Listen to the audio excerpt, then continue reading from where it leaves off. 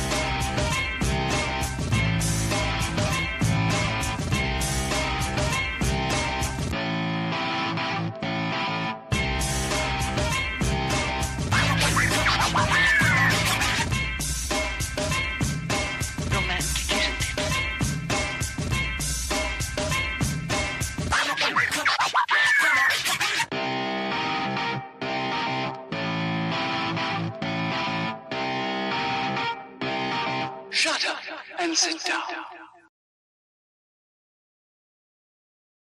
Hello, good evening, and welcome to another episode of Build Paint Play. I'm Dave. Greetings, programs. I'm Jake, and we are joined this week by the fabulously wealthy and well-known Hank Edley. Thanks for having me, Jake and Dave. Fabulously wealthy. I mean, I'm assuming. I mean, he only runs the finest of all shows in the land. Yeah. So everyone knows that's the way to. Yeah, I make mean, a large fortune and make it into a small one. Yeah, I mean, that's why I got into this industry. Everyone knows what you make all the millions. The easiest way to become a millionaire in toy soldiers is to start with $2 million. Right, exactly. Excellent. Welcome. It's going to be pretty slow, relaxed, sedate show this evening, I think. Just right before the show, we've had both Hank and Jake yawning, which means that I'll be yawning in about 2 minutes. Oh my goodness. Hank, again, seriously, thank you so much for doing this. I still can't believe that you said yes to be on like the day after AdeptiCon. Yeah, I had this like horrible realization today that it was April Fool's, and I thought that Dave was just getting one over on me. But yeah, no, it's real. I don't joke about this. I like the whimsy to joke about Adepticon. But, wow, all right. Yeah. I'm going to say hi to everybody in the chat. We have Peoria Jack says, "What up, Hank?" Luis Sanchez is here. Welcome back, brave warriors, from your quest to the Adepticon kingdom. Thanks, Luis. Matt Bowles is here. Hey, team. Stevel is here. So good to see you guys there. He says, good to see you too, Stevel. Nice. Scott Radham's here. Hola. Dave Hummel is here. Let the jet lag entertainment begin. For sure. Hank didn't even have to leave his time zone. Yeah. It's just the jet lag entertainment for sure. Jason Dyer is here. Hey, Doc. Great to see you over the weekend. Carl Tuttle is also here. Oh, nice. Carl's here. All right.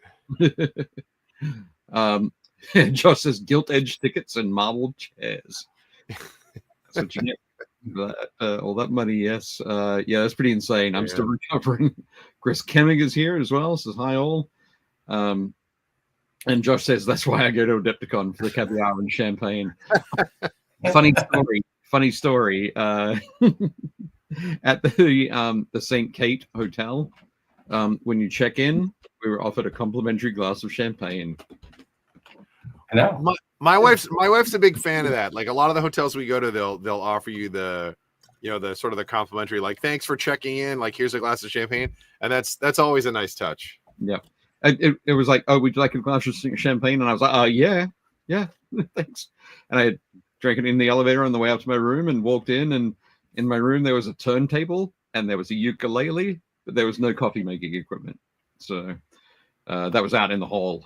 I had to go and that's an odd choice right there, but it was interesting. But I played the ukulele on the final day just to make sure that I could say that I played the ukulele. This might be one of the best comments Scott's ever posted. Back in the 90s, I asked Jervis Johnson about getting into games as a career, and he said, "Son, it doesn't pay much, but you'll get more ass than Sinatra." There you go. I don't think that's accurate, but I don't think that's Yes. Scott may be misremembering that, but Jason Dye says I'm still knackered. Craft Studios, Dan is here. yeah, Dan's on here. Nice. Excellent. Says, hey guys, thanks for joining, Hank. Steve says, my shoes hate me so much because of AdeptiCon 2025. Hank and I were just talking about that earlier. I know that I racked up. Uh-oh. Is it Dave Freeze? That again. Oh, No, there we go. We're back. okay. I was like, what happened? I said I racked up 30 miles of walking over the 5 days that I was there. So yeah, that's probably pretty accurate. I definitely did a lot of walking. You know what I do every year? Every year, like when the con season starts, like for me, my first show is usually it's usually Gamma is usually my first show. So that's like a month ago. So every year for the first show, I buy a new set of running shoes, and I always buy really high-end running shoes, and then those are my con shoes, and I wear those for the year, and then every year I just get a new set because right. Better cushioning, my feet don't kill me anymore at the end of the show, and yep, I'll put the miles on. Excellent. Krabuk is here. Hello there. Everyone recovering well enough from the AdeptiCon? Well enough. yeah. I mean, it's early. I've only had 24 hours to recover, but yeah. It's not. But go there. Josh says got in late last night and slept until 2 p.m. today. Carl says Shell said to say that she says hi and she misses you already. Oh, I miss Shell. Shell's the best. We went out to dinner the other night, so nice. Excellent. Mark Maxey's here. Hey Mark. Dan Wood almost fell asleep at my desk at the office today. Me, I almost fell asleep yesterday. Actually, to be honest, I had like 12 micro naps. pretty much. They were all about a minute long, but awesome. There we go. Catching up. So yeah, Matt Bowles and Dave almost said Frozen. That was me. Mark Maxey said AdeptiCon was so good. New venue is fantastic. Great pick. Loved all the restaurants. So there we go. Jason Dyer said he managed 25K steps for each of the first 2 days during setup. Threw the old safety shoes away after that. More room for purchases. Wow. I learned, many years back at the AdeptiCon to get multiple pairs of good shoes and kind of rotate them. So right. I wear different shoes pretty much every day. People just claim to see me in Birks all the time, but that's not true. Was that just your relaxing footwear? No, I mean I'll wear Birks all day at least once or twice during the weekend for sure, because they're super comfortable, good on your feet, good support. Yeah. I always get a new pair like right before AdeptiCon and then try to get them broken in. That's how you gotta do it. No, it was a good time though. I mean, I agree with a lot of the comments. I think like we talked about a week ago or so, we were talking about how the weirdest thing was going to be for everybody kind of, finding all the touch points and kind of like having a couple of landmarks to navigate by. And the first day was definitely a lot of like, I don't know where that is. Like, where are we supposed to go? Like, yeah, but yeah. I found I was in my element really because I love like spatial relativity. I like to know where things are in relation to everything else, and so picked all that up like Wednesday morning, Wednesday lunchtime, and then by Thursday, I was like, "Oh, I want to find out where this is." Easy, it is. Boom, boom, boom, boom, boom. Wait, I've got to go up to go down. Yes, just do it. You'll be fine. So. Yeah, I loved it. It was good. Very cool. Yeah, it really drew some great mobile app adoption numbers, as we pointed people at the digital maps, right? Because it was a big space to have proper directions in, and we knew that signage was going to be an issue. You're sure. Yeah, there was a lot of new signage as well, though, wasn't there? With the the digital signage throughout. Yeah, we created some digital kiosks with some TVs and stands, and Matt did a great job getting maps and some reminder sort of ads on like where the preview was at, or where the lounge was at, all that kind of stuff. Kind of did the whole airport flight kiosk sort of rotating thing. Worked really well, but still, I mean, I think people, I know a number of people had difficulty finding the Hobby Lounge, even though that was pretty much full all weekend. And, I think people might have got the feeling like when they came downstairs from the vendor hall area, from the third floor to the second floor, and we're like, okay, yeah, just keep going until the end of the building, and they'd be walking and go, surely I've gone far enough. Nope. Well, having that street run through that building really throws me off. Right. Yeah. Specifically when I'm going to the first floor, because I just have to, for whatever reason, I have it in my head that the original ballroom space for Gen Con was somehow in the north building, but that's the new building. And so I don't know how many times I walked down to the first floor on the north side and to go to that ballroom and realize that I basically screwed myself and had to go back up and over. Crazy. I think the weirdest thing for us was like when we got there on Wednesday to set up Alan's booth, because Alan and I, it was cheaper for me to fly to Chicago, so I flew in, and Alan and I just drove an hour. He lives there in Chicago anyways, and he's like, yeah, we'll go out to lunch. So flew in, drove in, and we got there on like 3:00 on Wednesday, and they were like, oh, you're gonna go down this ramp in the back to go up, and then it'll take you to the loading docks. And we're like, all right. So we drove there. We unload everything onto these two big hand carts. We're rolling in, and one of the security ladies is like, where are you trying to get to?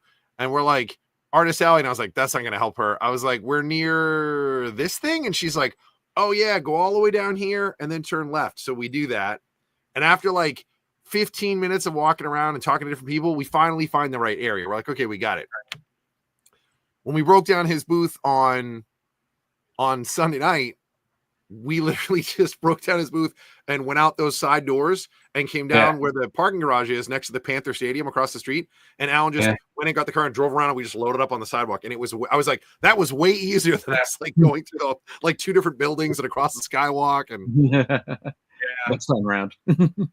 There's also a whole back of the house sort of like Harry Potter, secret room sort of stuff. Cause like, I think Sunday, our contact there met me at the Hilton Skywalk, and normally I gotta walk in. He just opened up this door. There was literally like a hallway of about 10 feet, and then dropped us off in the back of the main exhibit hall. I'm like, man, I really wish I'd known this was here. It would have taken me probably, I don't know, 10,000 steps. Yeah. Excellent. Carl said, you haven't gone far enough, and don't call me Shirley. And then he's like, I went to dinner one evening after walking a couple blocks, only to come out and walk across the street and go in where the Golden Demon Sif is. I was amazed how big the Barrett Center is. Yeah. Absolutely. But no, I really like the space. It seems like we didn't even use all the space in the buildings, and even if we did, there's more space in all the connected hotels. Plus, I know that they said the stadium across the street we could use, and the arena. So like, we could grow for days. Like, we have plenty of space for this show to keep getting bigger and bigger and bigger. So, yep. Absolutely. Yeah, we're not at risk of running out of space anytime soon. That's for sure. That's awesome. Yeah, I don't think that's I don't think it's a risk at all. But it was strange. They did mention that we were one of the first events that occupied pretty much the entirety of the Barrett Center, which I thought was interesting. Yeah, we technically weren't an E, but we kind of were because we had an option on it. So yeah, they didn't have anything else in there. No, it was good. It definitely felt like there was room too. Like I played in the Horus Heresy event down in like Hall D, and that definitely felt a little more spaced out than when I was down there for the event at AdeptiCon last year. It just didn't feel as like claustrophobic. Yeah, for sure. Matt built in extra wide aisles and play space. We'll keep that as long as we can, for sure. Yeah, definitely made it easier to walk around and check out armies and all that kind of thing. Yeah, it was a good time though. Very cool. Okay, I think this might be the moment where we've got quite a few viewers who need to go and hit the like button. Sure. Give us a little thumbs up, which would be really nice. And we'll jump into the presentation, because as I was telling Hank, we can be a little bit calm and relaxed because we've got plenty of photos. I took so many photos. Yeah, big thanks to the Army Painter as our sponsor. Wait. All right. We'll get there. Look at you jumping the gun. But first up. What do you got first? First up. Is it Tyler's demon winning entry? No, it is not. Right. That comes a little bit later. All right. But no, first up, we do have to see a quick memorial recognition. Those of you who don't know, on Thursday night, Paul Sawyer, that bloke of White Dwarf and Warlord Games fame, passed away. So we just want to, I actually wanted to tell a quick story about, I think I've mentioned this on other shows, other podcasts, not necessarily ours, but back in 1990. My God, how old am I? 1997. Back in the late 1900s. Back in the late 1900s. Yeah, 97, 98. It would have been early 98. I was working for Games Workshop in Australia, and we were getting ready to start publishing our specifically Australian edition that would have been published in Australia that we'd have complete control over. Reasonably complete control over. And we put together we had to build an issue to sort of pad things out so that we could make sure that we got the information from all the files from the UK in time to then continue to make the sort of the future issues of White Dwarf, adding in the Australian content. And so we put together a battle report. It was myself and a retail manager called Chris Feldman. Did a Imperial Guard as a Praetorian Guard versus Imperial Fists. Chris had the Imperial Fists, and he had one of the old sort of Rogue Trader era metal Space Marines with a chainsword and a sort of big beard and sort of crazy hair. Very much sort of early Space Wolf look. And that was the guy that was leading his army, and Chris called him Crazy Joe because he looked like a Crazy Joe. So in the end, the battle report was fine, but we titled the battle report Crazy Joe Wears Yellow, as you do. We printed that in the magazine, and shortly after, I got a phone call from Paul Sawyer letting me know that was not the way that things were done. There was a certain level of respect that I had to afford to our lore and miniatures, and it was like, this is true. This is absolutely true. I have not done the right thing, and I apologize. But I know that Paul certainly softened it up a little bit for me. It was he didn't come down on me as hard as I'm sure his boss came down on him for letting me do that. So it was great. That meant that the following year, when he came out for a games day, he brought his Beastman army that I've got in that spread there. Yeah. And we fought a battle report in one of the Sydney stores, recorded it, and put that in the next issue of White Dwarf. I think I believe his family is auctioning off this army, the Beastman army. Oh, okay. Wow. Cool. They might be doing that. Yeah. Yeah, I mean, Paul was the first special guest AdeptiCon had, and I mean, I can remember that very, very clearly. The 2003 or 2004? 2003, yeah, 2003, and right. certainly meant a lot to us then. That somehow, his presence coming and having a good time and writing about it in whiteboard sort of gave us some, some cred or some legitimacy in the whole thing. We just weren't, a couple guys and throwing some gaming event. And we actually had Paul Sawyer there. Yeah. Yeah, definitely. Jeff definitely juiced us a little bit there for sure. He's another one of those guys. Like, I was talking to some friends of mine who are newer to the hobby, so they've only been playing since probably 5th or 6th edition. You know what I mean? So like they weren't around for a lot of the older stuff.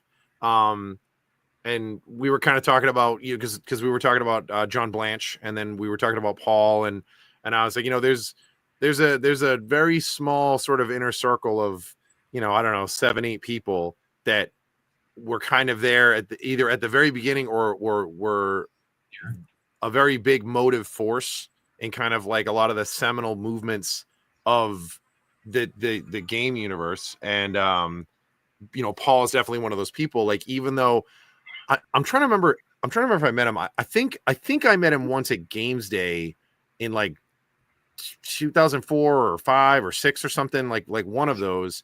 And he was very, very nice and everything. Like, but I was just a store manager at the time, like one of several. But he was very, very nice and very cool. And it was a lot of the, oh dude, that's Paul Sawyer. So like everybody knew who he was. But he was always very nice, and he always was one of those people that was such a big personality.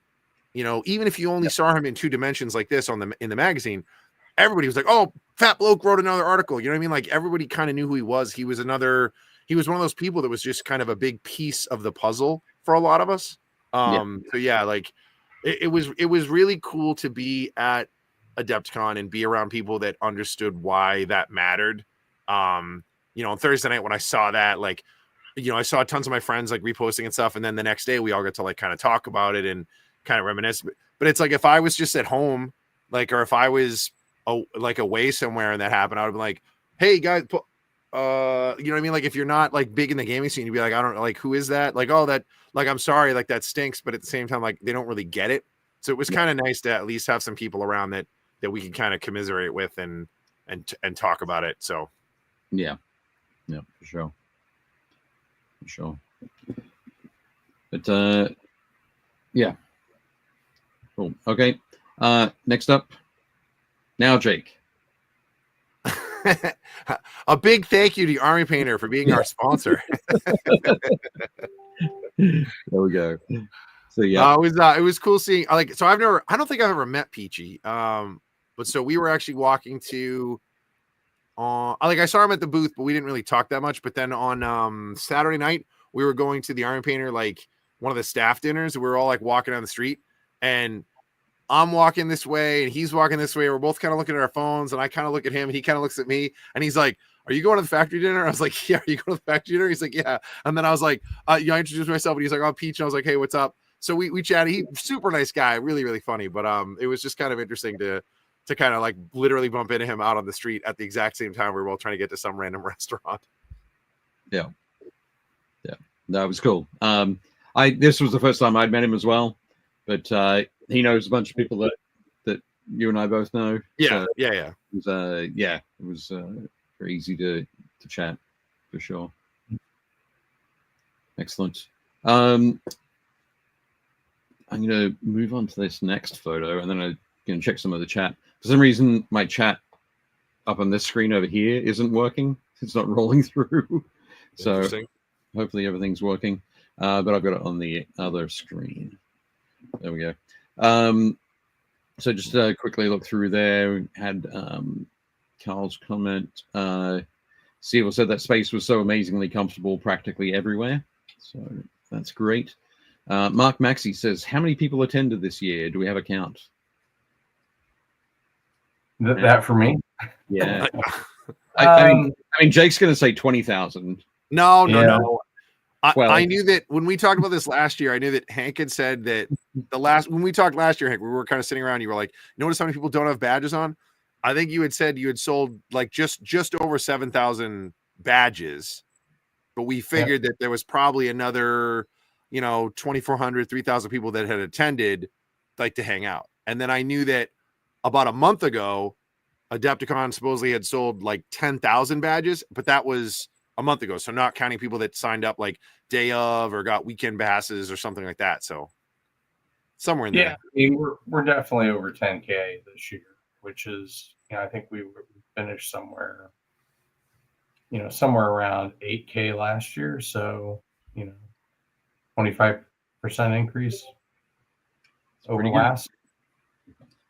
Yeah, I mean, that's pretty crazy. I definitely, you can tell the free to enter and spectate part, especially in the vendor hall when you're watching people and kind of looking for people that don't have badges on, quite a bit. So we're gonna get gates. So that's one of the advantages of having those security scanners at all the entrances is we'll get counts over, daily turnstile sort of counts, get an understanding of, how many potential people attended, on a daily basis. Obviously, that's not counting people that leave and come back through. Get us close. A way to get a balance for that. Yeah, to give us a data point that we've not had, right? To right. look at. I know, on Thursday we had 9,700 people through the turnstiles or something like that. So that was on Thursday. That's amazing. Yeah, I can imagine what Saturday or Friday is like. Yeah, it was noticeably busier on Saturday and Sunday, like noticeably. Yeah, sure. Excellent. Also in the chat we've got Paul Hicks. Paul Hicks, excellent. Hope you're made it back safely. He said AdeptiCon 2025 was fantastic. Thanks Hank and crew for a wonderful time. He's now back in the UK. I at least knew Paul Hicks was attending this year, which Paul is one of my absolute favorite historical sculptors, and so I'm from that sort of genre of gaming, and Paul, I just happened to like turn around on a Saturday last Adepticon and realized Paul Hicks was at my show, and realized I need to make some changes. Yeah, that's great. Josh Sawyer has joined us, so he's sneaking in fashionably late. Sean Gleason has also joined us. I saw Sean a couple of times at the show. And Corey Lynn says, new data, love it. Well, the image you got up on the screen there is, I can't remember which night that was. That was heading back across the canal to the hotel. That wonderful fog rolled in. I think one of the great things, because everybody beforehand was talking about, what's the weather going to be like? And I think everybody tried to predict what the weather was going to be like, and it was pretty much like all of them. Right. It was all the weathers. Yeah, you got everything. We didn't have any hardcore snow, but there was. I mean, was it Saturday? Turned out to be, or Friday? 75. Yeah, Friday was 75. Yeah, Friday was great. I was in a t-shirt and shorts like all day. But of course, it started off with a torrential downpour, thunderstorm. So it's like awesome. It was all the weathers. So that's want to know again, like we talked about going into it. It's gonna be 70 and dry every day because we're indoors. 72 and indoors. Yeah. We'll just we'll run through a couple of different things here. This shot's from the content creator meet and greet, which took place up on the 4th floor in one of the pre-event spaces. So it was JJ, wasn't it? Who organized this? Yes, I think Hank. Yeah. So it was cool. We got to see a few different people. One of the people that I got to see, who isn't a content creator, but he was there, is Roland Cox, right here, right in the front of the screen, front of the photo there. I used to work with Roland back in the Games Workshop days. He was in the UK studio, and pretty much whenever I go over there, he and Mark Anscombe and myself would spend a lot of time at Bugman's Bar. So, and I haven't seen him for about, I don't know, 15 years. So it was awesome that you could come to Games Day. I'm pretty sure that's Jim Wapple. If you go just north of him, Yeah, with a hat. With yeah, a hat with and yeah, stuff. I believe that's Jim Wapple. That's correct. Dude, Yeah. I love him. He's so funny. Like I talked to him a couple times, like at length. He's just such a chill dude. Yep. Absolutely. Sean said there's a fourth floor. Right. Absolutely. Yeah. People didn't figure that out. Yep. There was a lot of stuff going on up there. Yeah, it was the GW sneak peek, the keynote, and then it was historicals, right? It was all. Yep. Those are Yeah, historicals. So we had a big presentation room up there that for the preview, and then we did some other stuff like the Atomic Mass Games roadmap, and I know there was a War Machine keynote up there and some stuff like that. And then we took part of that room after Wednesday and turned it into like a vendor room to do like Geek Nation Tours did some stuff up there. I know Mantic and folks did some stuff up there, and then the rest of it was pretty much historicals. And then off to the right of this photo, there's that terrace, that outdoor terrace, that kind of a wraparound L that we actually got to utilize some this past weekend at AdeptiCon, which I was kind of surprised about. But it's a fantastic space, and that carpet's kind of paint splatter, right? I mean, it's yeah. When we were down to that same pattern down in the hobby area, it was like, oh man, I hope I don't spill the paint. It's like, who'd know? Nobody's gonna know. Unless it was like a fluorescent green, but if it was red, ochre, blues, you're pretty safe. This is really cool. Like all the way at the end, if you can see those red top knots, that's the guys that dress up. That's the Goth Rockers. Yep. So they were like warming up while we were getting ready to the media meet and greet, and then on Sunday, I needed a quiet place to do the interview, so I went upstairs with Josh and we used a table down there. So at some point, you guys will in the next couple weeks, you'll see the interview that I did with Matt from Steamforged. We did up here, but it was great, even with guys playing historical, like because it's so big and everything's carpeted. It was relatively quiet. Like there was a little bit of murmur in the background, which was fine. But yeah, like the whole building is it's really nice. Like it's really nice. There's plenty of space. Nothing felt cramped. Felt like we had a lot of like good space to like utilize. So yeah, that's definitely good. Just looking at the chat as well. Alan Panicle has joined us. Hey, Alan. Nice. Bree the Gouda Gamer is here as well. Welcome. Yep. Alan says the carpet looked like something I would paint. So, it's not his colors, but it is his pattern. yeah, without doubt. And Josh said we ran all our participation games up there beside the window. I was concerned that it was going to be too far out of the way, but every session we had a great turnout. So that's good to hear. There were these two guys. Oh man, I have their sticker somewhere. I can't remember what they're called. It was like they had a notebook, and what they were doing is they were going around during the media event, and they were also media, and they were asking anybody if they had stickers, and then they're putting them in this book and having all of us sign them. Yep. And I was like, that's really cool. So they got like Uncle Adam, and they got Dave and I, and they got everybody from not everybody, but like some of the guys from Independent Characters, the 40K Badcast, loads of people. Gonzo's show. Like I was just like, that's a really clever idea. I like that. Yeah. There'll be some changes with that, but I think he had a great turnout. Definitely need to get more people involved, and we got the space now to really put that kind of thing on. Yeah, absolutely. I think it's one of those things as well, isn't it, where you got to see something in that space first to understand what you could do with it.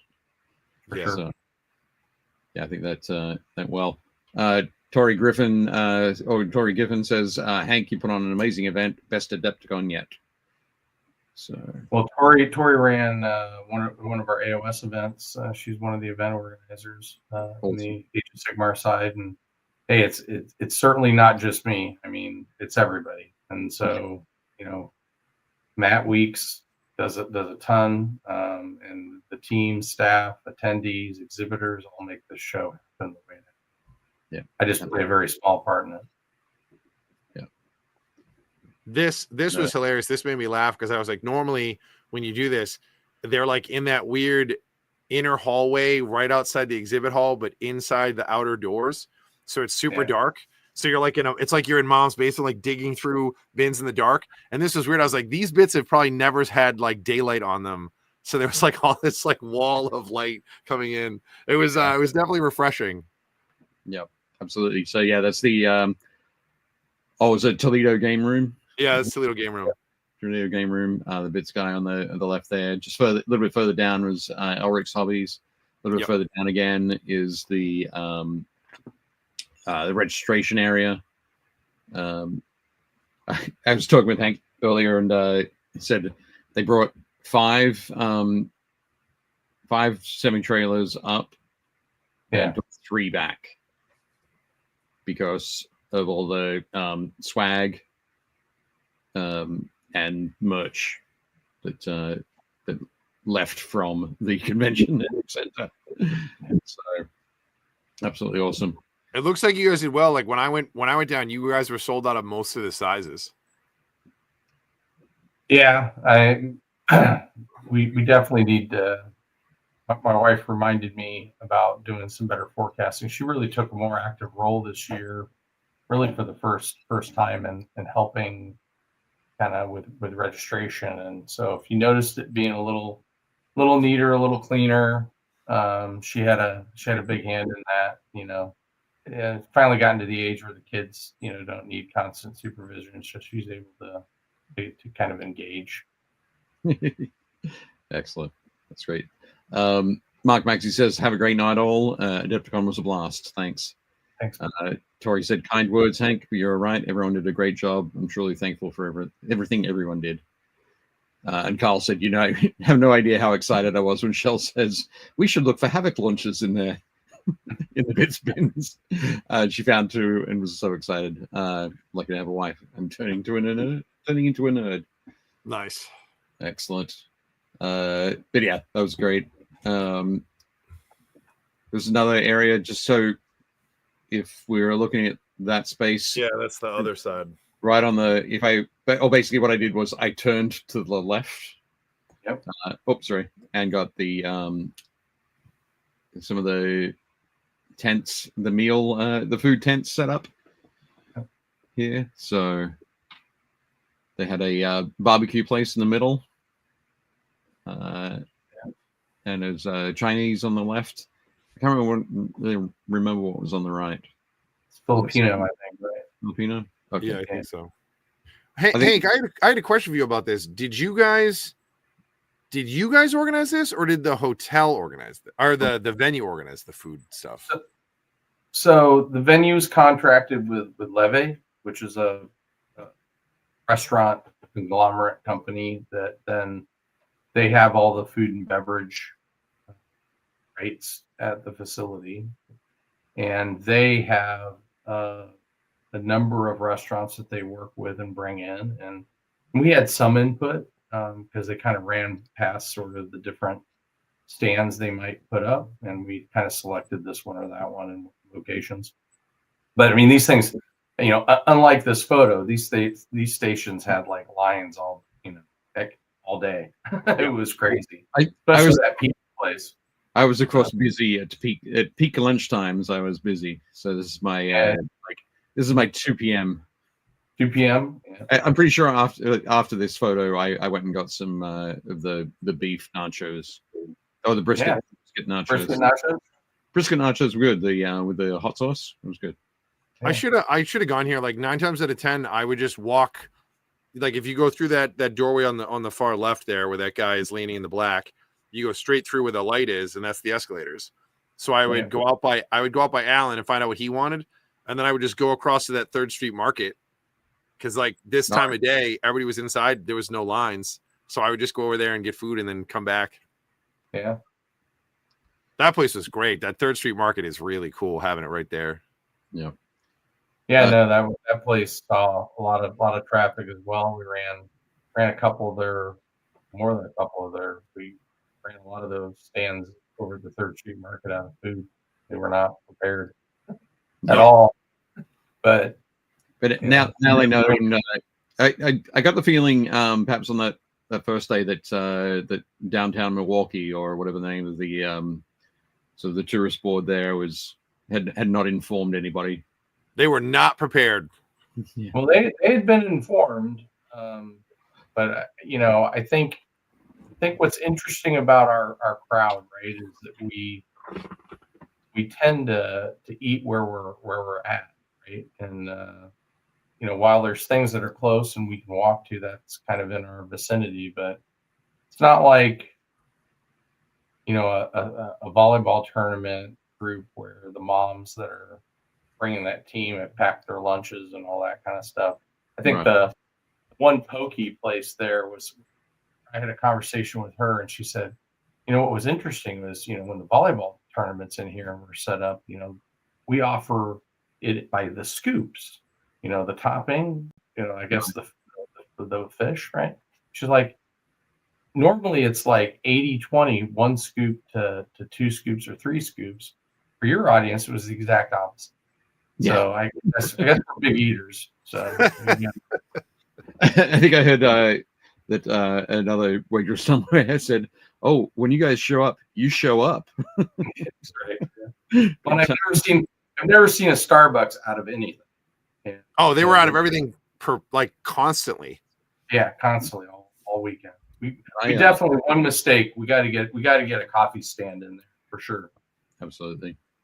I mean, the only good news is that there were 2 Starbucks, or I think there were 3 Starbucks. There was one in the Hilton, there was one in the Hyatt, and then I think there was like a freestanding one like to the west of the Baird Center. I think there was one on the side there.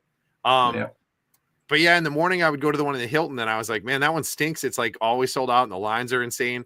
So I used to just start walking through to where Alan was again, because he'd be there first, and then I would just be like, what do you want? I would walk across the street. And the one at the Hyatt was great. It was like fast, and they always had stuff. But yeah, the first night we were there after setup, we're like, I'm really hungry. What do you guys want to get?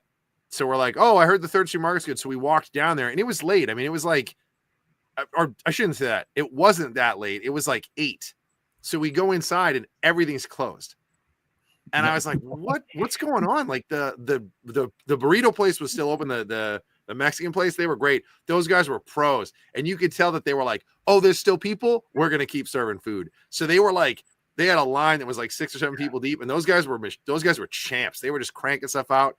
It was awesome. So some other guy comes over from the pizza place that's next to them.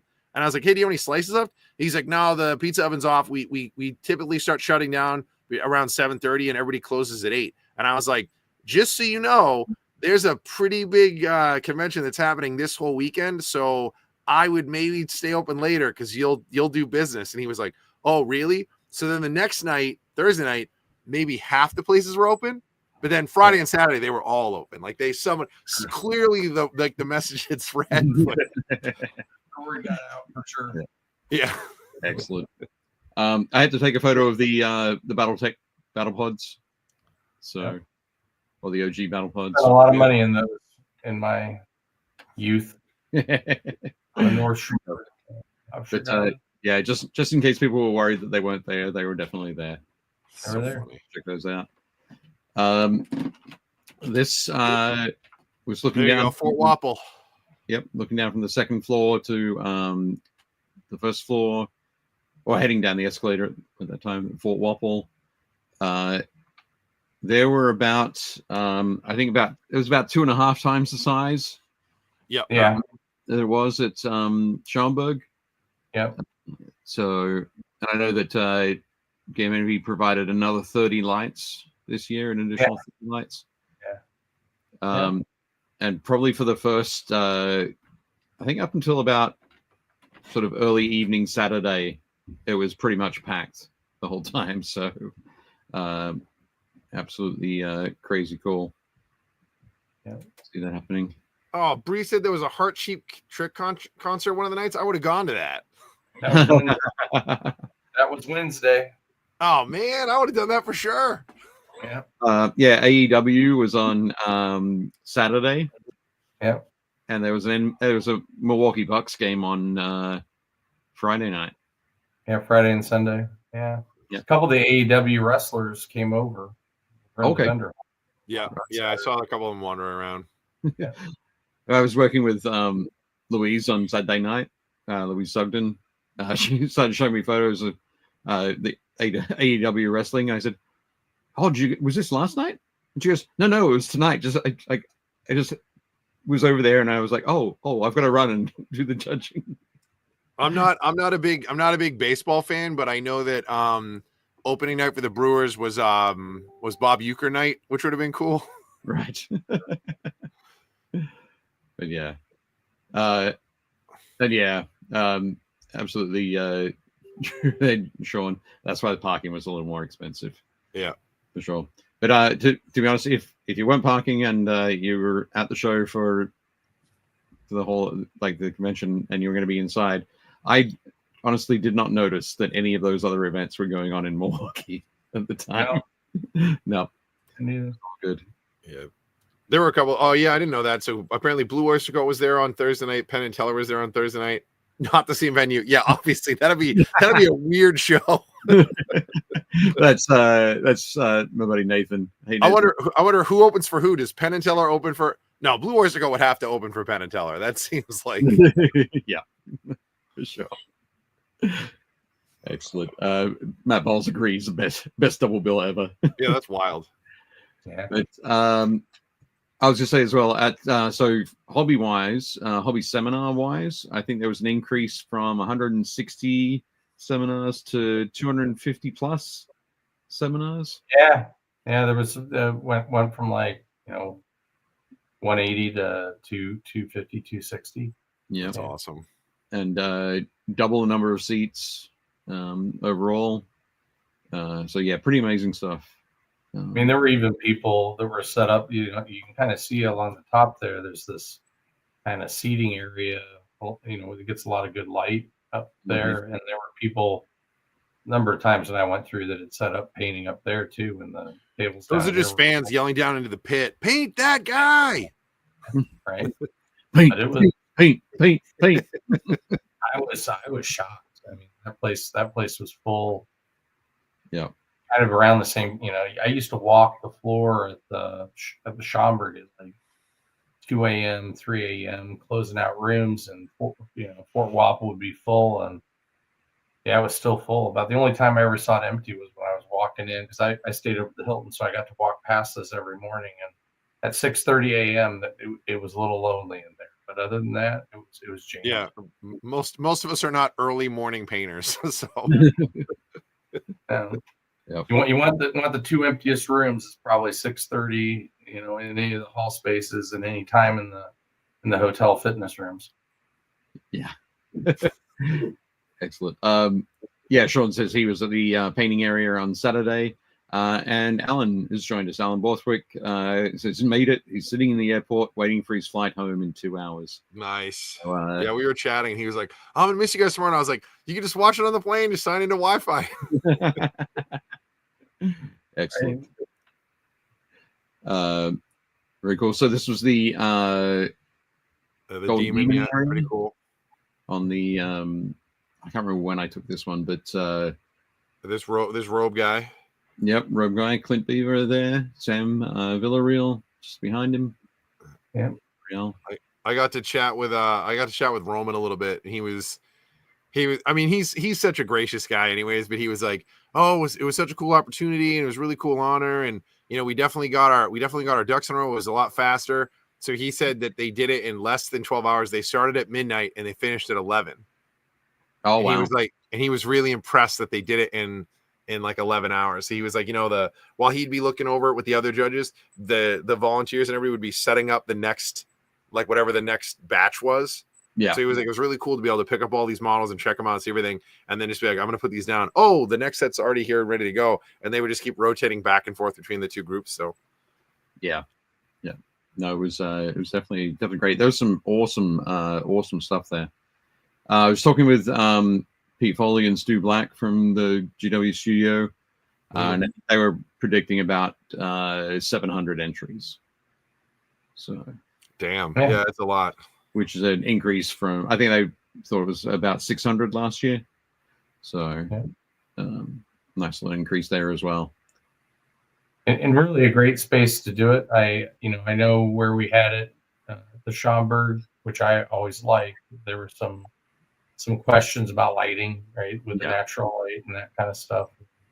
We actually toured this facility with Games Workshop, and with the Gold Demon people, and this was the area they kind of settled on as far as being able to control the lighting a bit, and having a nice space. Yep, absolutely. I think I could tell that they'd obviously spent a bit of time in there and done some measurements, because they had their very specific signage on a lot of the to the railings here and that kind of thing. Yeah, there was tons of signage. Like the only thing that was problematic, like Dan said he couldn't find it this year. The only thing that was weird is depending on like where you were coming from, there wasn't signage. If that makes sense. Like if you were in the hall and you turned right, you didn't really know where Demon was. If you went left and went out that door, then you saw signs for it. But I mean, it is what it is. Like it's the first year. Like also, it was strange on this level too, because if you go like through this picture to the right, so if you go out the right hand side, there's like a hallway and then a sky bridge. So like you didn't really have anywhere to go, really. Like you didn't have any options. It was just a straight shot. Yeah. And this was on the second floor of the North Tower, right? Yeah. So a lot of meeting room, like the Graying Legion was in some of those north rooms, and through the there were quite a basically if you headed through this area just behind here, in room 204 there was all the Necromunda, the Legions of Murialis, that kind of thing. We got some photos of that coming up. Carl says, I know we're past this part, but can we take a minute to talk about how fast the registration line was processed? Good God, I was setting up the 40K flex terrain and watched it just evaporate. Well done. Yeah, I think they got through that line in less than 2 hours, I think. Yeah. Well, I know that when I walked in at 8:30, it was basically me. And I walked around the line, and people were directing me based on my last name, and walked straight up and said Dave Taylor, and the guy went, here you go. Yeah. Nice and easy. Just quickly as well, Josh says, I got my Robe Guy mini. I'm putting it on a cake pillar and making it into a statue for my terrain collection. And Doc says, one of mine is definitely going to be a marble statue along with the Kathy Wapple and Sawyer tribute models. Very cool. Nice. Good idea. Yeah. Sean said, Sean Gerlinger says, started at 6 and the line was done by 7:30. There we go. That's impressive. Yeah, it is. Definitely great. Oh, here we go. I'm going to show off a few Golden Demon photos now. So all right, let's do it. I certainly don't have all of them, but they're up on the Games Workshop. Oh, you didn't get 700 photos? Okay. No, I didn't. So I didn't get all of the winners either. But you can check them out on the Warhammer community website. They've got some beautiful photos up there. But so I grabbed ones that both I grabbed the Slayer Sword winner and also folks we know or folks who've been on the show. Mm-hmm. So first up, this is the Slayer Sword winner. Yeah, this is, and rightly so. This model is phenomenal. Yeah. It looks so real, so realistic. Yeah, that bird, like if you get rid of like the magic axe, right, that could be a real bird. Like I was like, oh, like that looks like a real bird. It's super realistic. The feathering is great. Like all the colors are right. Yeah, the composition was fantastic. Yeah, posing was awesome. Just everything just worked perfectly for it. Yeah. What was it? I didn't really get a chance to see because there were so many people. So I saw this like from like 3 or 4 people away. The tree that's on the back left, does that like twist around and connect to the back, or does it go straight down? Like I couldn't really see what it was like, where it went. So underneath it here, this area here, so I'm putting sort of underneath the wings here. That's the roots of the tree. Okay. Attached to the ground, and it sort of goes out the back and up.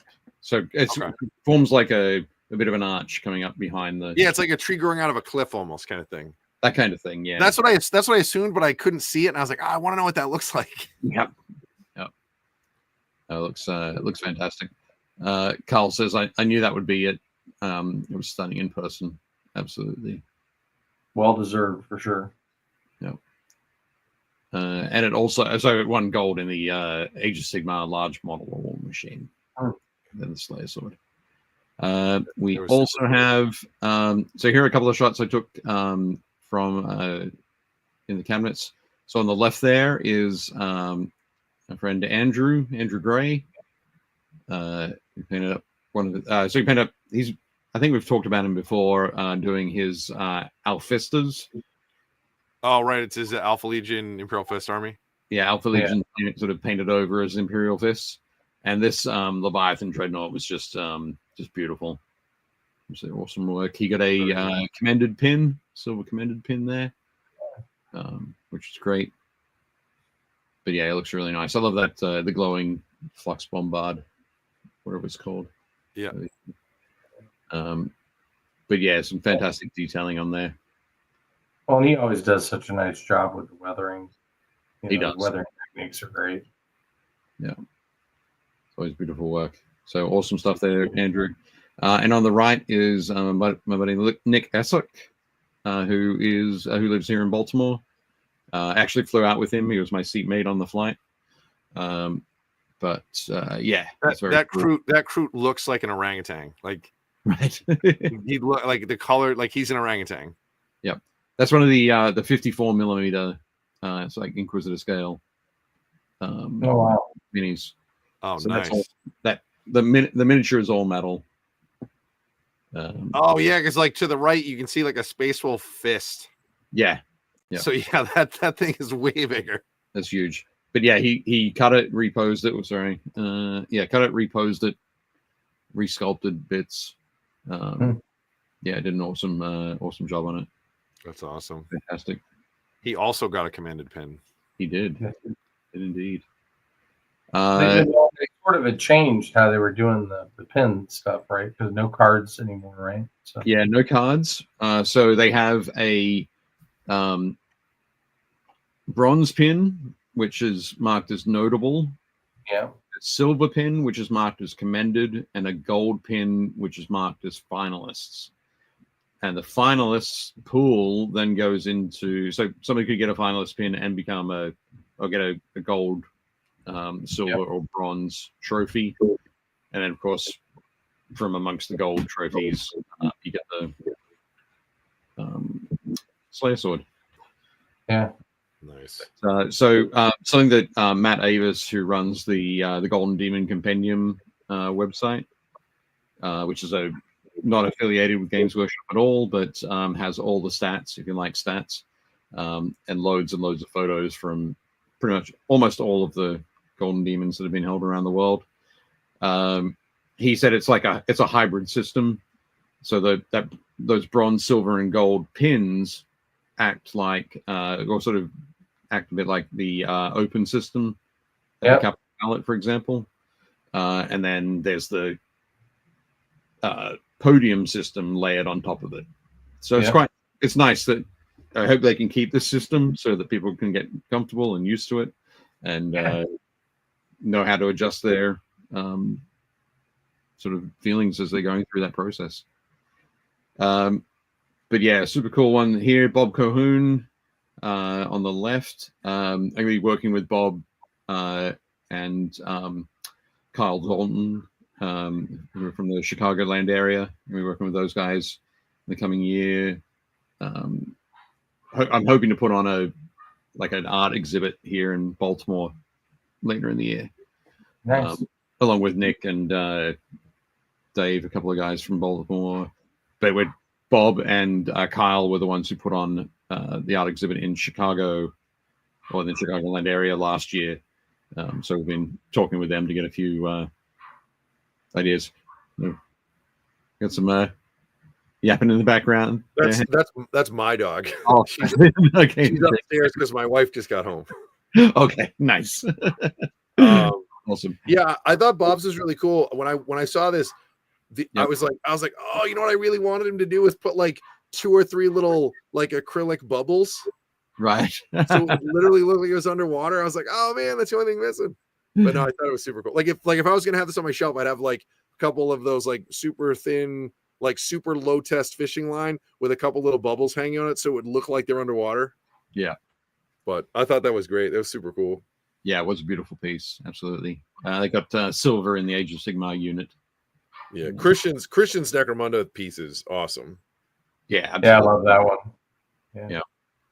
So of course we had Christian on last year, I think, shortly after Nova. So you can go and check out his episode, I think, in season 5, where we're talking about miniature photography.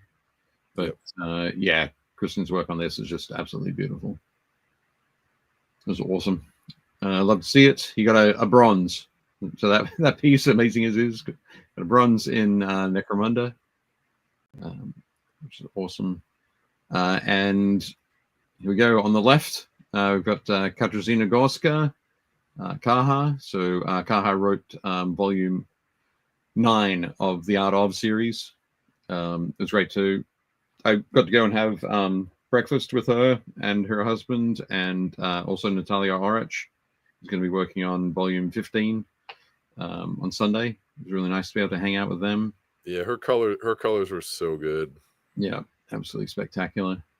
So this is from Warhammer Age of Sigmar single miniature on the left there, which is great. And Tyler Mengel on the right-hand side there from Warhammer the Old World category, bronze. This awesome Tomb King. Hopefully, this little bit later this season, we'll have Tyler on, so we can talk about the trials and tribulations of doing social media for the Army Painter. But, this is super cool. Like that model is really nice. Yeah, so much excellent work. That scroll is just spectacular. Yeah, so much fantastic stuff there. Yeah, I kind of thought the overall quality this year was really good. Yeah, it was amazing. It was very, very cool. I know I entered a piece that I hadn't painted specifically for Golden Demon, but I had it with me, so I thought, I'll put it in. And I did not receive a pin. So I know what I need to do for next year. Paint something specifically for Golden Demon. No, not enter. So I don't know. I think my competition days are behind me. We'll see how it goes. I don't know. Maybe I will do something. But yeah. That box piece you did last year was excellent. Oh, that was a couple of years ago, actually. Yeah, was it? Yeah, that was 2022. But that was very specific and very personal. This one was a little bit different. But, sure. Yeah, Josh and Bria are talking about the Youngbloods and how crazy it is. Like, yeah, when I was 12 and 13, like, I mean, I was really psyched with my minis, but I would not have entered them in any competition and had any thought that they would get recognized. Like, yeah, for sure.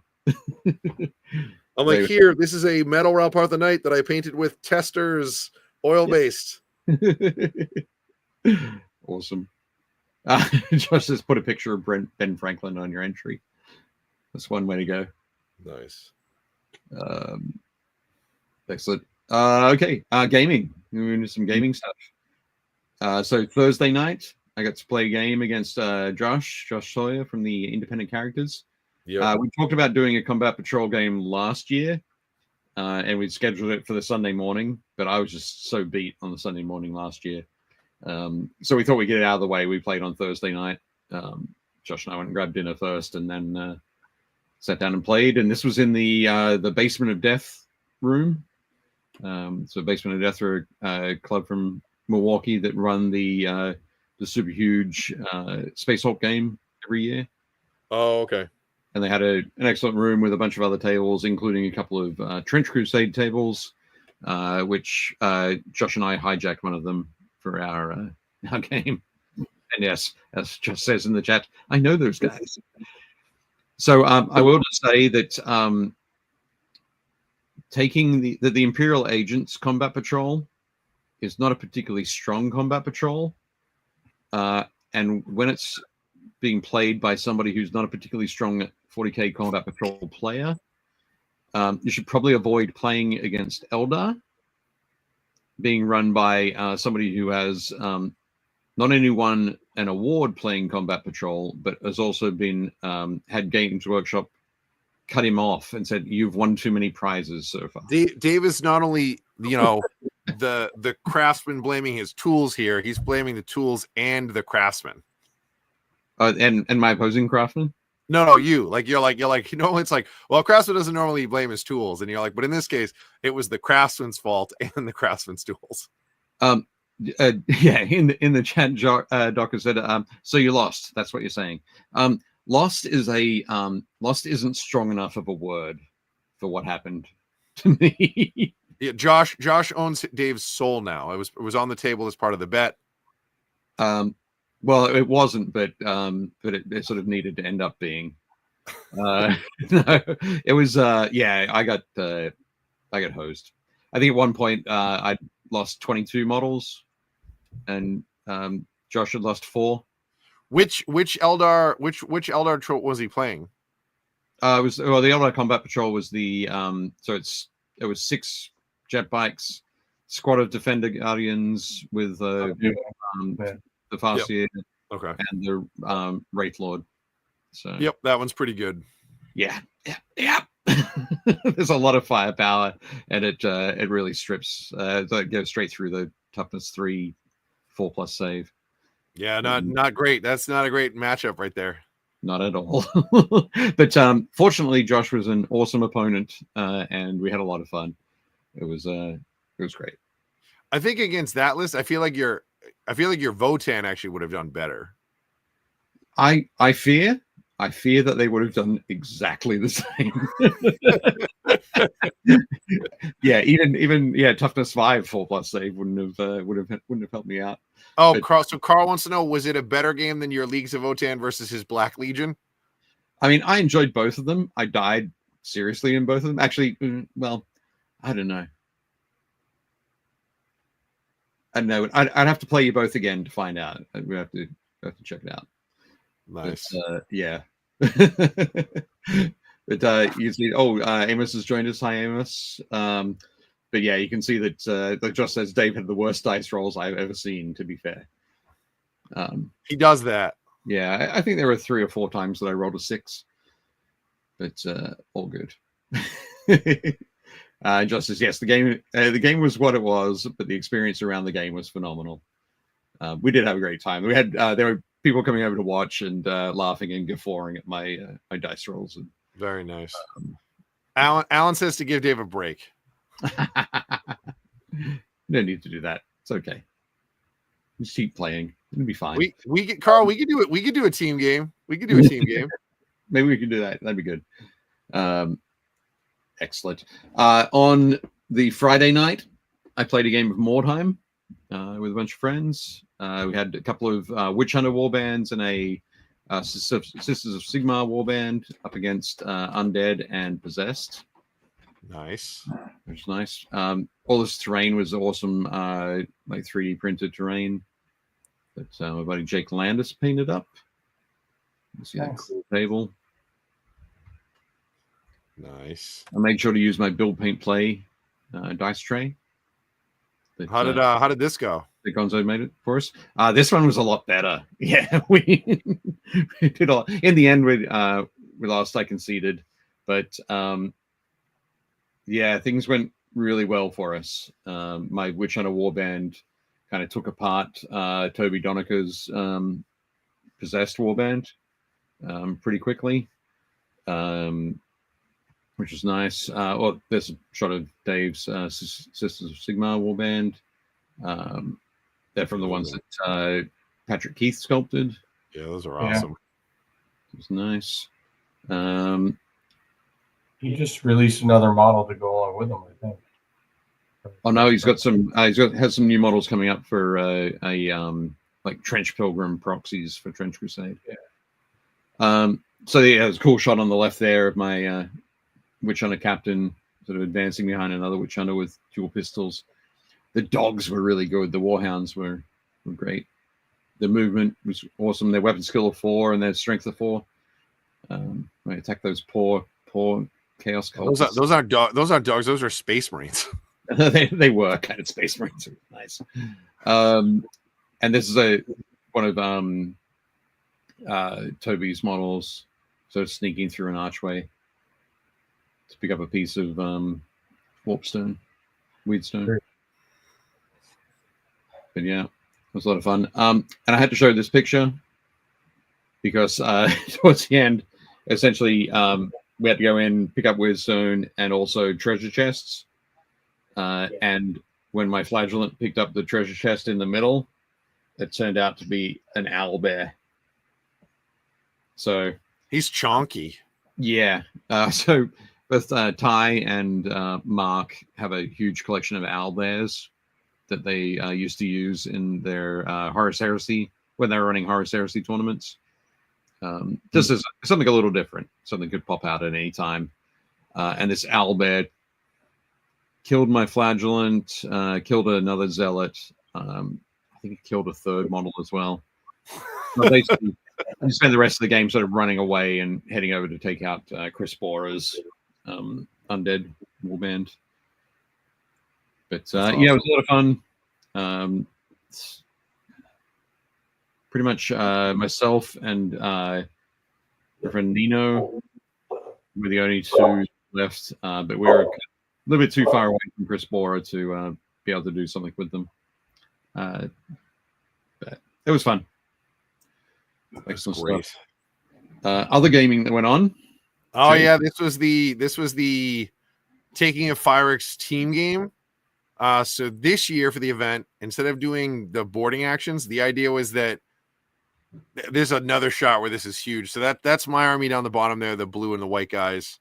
So we were all loyalists down this whole side, and the best part is like all the traders were like talking all this smack before the game, and I was like, okay, well, we'll see what happens to Oathbreakers. So the game was really fun. Like in this game, we all started in our own like compartment, and the idea was that we had all boarded the ship because there was like techno arcology stuff that we were trying to capture for our side. So as the game begins, we go back and forth between the two sides, and we can either unlock the doors, and then they were like, oh, you can blow holes in the wall too if you want to. So the walls were like, I think they were like toughness 6 with 2 hit points basically. So I was like, I'm just gonna have my Leviathan like Kool-Aid man through the wall. So my Leviathan was like, oh yeah, and I went smashing through the wall and piled into that robot thing. So there are these robot sentries that are kind of placed equidistantly up and down the corridor. There's another one to the left off the screen. And as soon as you run into them, they come online and they attack whatever they think the most dangerous thing is. So that was a shooty one, which didn't help it because now it's locked in combat with my Leviathan. So that was really fun. The event itself was a blast. The kid across from me was playing World Eaters also. And I like, the good news is my team won this section. So this is like the back end of the ship. And then just off the right, there's like the middle part of the ship. And then to the right of that, there's like the bow of the ship. So the command and control center. So everybody was really nervous about the World Eaters player across from me. So he was so busy trying to kill my army that he didn't really touch anybody else. So I basically was the fullback. Like I took the hits, and it was not fun. It was not a pretty game, but my partners in here took basically all the objectives. We took 4 out of 5 objectives. They got 1. 1 was contested. We got 3. So we won our section. But afterwards I was talking to Ben, and he's like, how'd it go? And I was like, oh, I thought my army would do better. And he's like, really? I was like, we were told making this list is supposed to be narrative, right? So we were told very specifically, fun is number 1, narrative is number 2, like gameplay is number 3. So my list is really balanced. I didn't really, meta out on any crazy weapons. I made it pretty balanced. But I put all my really dangerous guys right up front by the door. And I was like, hey man, like world leader, let's like, I'm a hockey player. I'm going to drop my gloves. Let's square up. And that guy across from me had one of the most beardy lists I've ever seen. And the craziest thing is he moved up and didn't come out of the room. All right. And then the next turn, unbeknownst to me, somewhere in that pile of stuff, he is an esoterist. And for those of you who are at home, that's a sorcerer, which doesn't make a lot of sense in a world leaders list. And Ben and Chris were like, that's super beardy. I never would have allowed that. He had full commands in all of his squads, which again is not very world leadery. They had like Vox command and they had like Vexillas, and which again doesn't make any sense. I don't see them like calling in radio strikes. So then he ported in 4 Ruin Storm demons, like, and they're the brutes, which are like the scariest demons in the game, right in front of my door. So they basically like crashed in and killed like my Moritat on turn 1. It was just a disaster. So everybody was like, yeah, he definitely shouldn't have run that. You shouldn't have had to deal with that stuff. And I was like, again, it was fine. Like I ended up killing them all. Like they couldn't do anything, but he like basically just like chewed up my army. But it was, I mean, but overall the event was great. And we won. The Loyalists won. We won like 10 or 11 to 5. So it was a blast. The guys that run, this is the whole table. The guys that run the Firex event, it was awesome. Like there's another group that's down there. They do, there's a bunch of Horse Heresy guys, but the Firex guys in particular, they're super cool. Those little blue things, really, really smart. They're Coleman lanterns. They're the ones you can like push closed and pop open. They painted them all to look like generators, and then they just turn them on, which is neat. So this is we're at the engine room basically, and then you can work your whole way up, and then there's that whole section in the middle that's open like a big loading bay. That big giant thing in the middle of the table, that's a 6-legged it's the big knight, the Knight Porphyrion. So that thing's in the middle. That thing came alive and like murdered everybody that was near it. And then down the end of the table, that's like the bridge of the ship. There was a Custodes player and an Iron Warriors player, and they were like smashing each other to pieces the whole game. There's Simon Berman. He was up at the front of the ship. Simon's the president of the Brush Builders Union. Yeah. So, but it was super fun. It was definitely a fun event. I'm looking forward to doing it next year, and hopefully they'll do more stuff. But yeah, these guys spent a ton of time and effort like making the narrative really fun. One of the coolest things was like in the middle of the game, we're on like turn 2 or something, and they're like, okay, everybody stop, put your dice down for a second. And we're all like, okay, what's happening? He's like, so you see a bunch of alarms and klaxons, and the ship suddenly depressurizes. Every model had to make a strength check.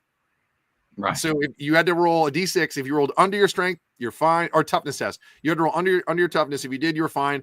A 6 was an auto fail. And it didn't matter how many wounds it has, it just got sucked out into space. So there were guys that absolutely took a bath. Like one of the players, I think the guy to the left of Simon there, he lost like 60% of his army, just all sucked out of an airlock. It was wild. That was Chris Kemmig's fault. Like Chris figured out what buttons to press to do that. So it turns out that in space, the most dangerous thing is space. Yeah. So space killed like 40% of the stuff in the game. Nice. Excellent. Carl says, it's very hard to describe narrative to all people. One person's narrative has another person's tough list. It's a difficult thing to describe. It's like porn, though. I know it when I see it. That's true. But no, but it was a good time. Like it was definitely a cool event, and like those guys they were super chill, and everybody had a good time playing in it. Yeah. So there we go. Jake and I both played games at AdeptiCon. Yeah. I was gonna play. They had another event on Saturday, and it was originally full, but they were like, "Oh no, we had a couple cancellations." Like, Chris said you wanted to play, and I was like, "Oh, I'd love to." And the event started at 6, but then we had that staff dinner at 7, and I was like, I don't want to be the guy that shows up and sets up and then has to bounce. So sure, I just bowed out. But next year, I'm gonna try to plan better and plan for more stuff. Cool.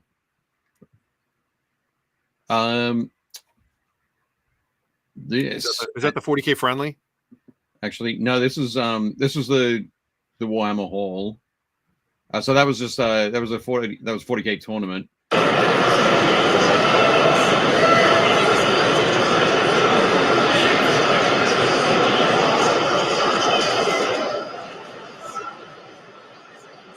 Nice.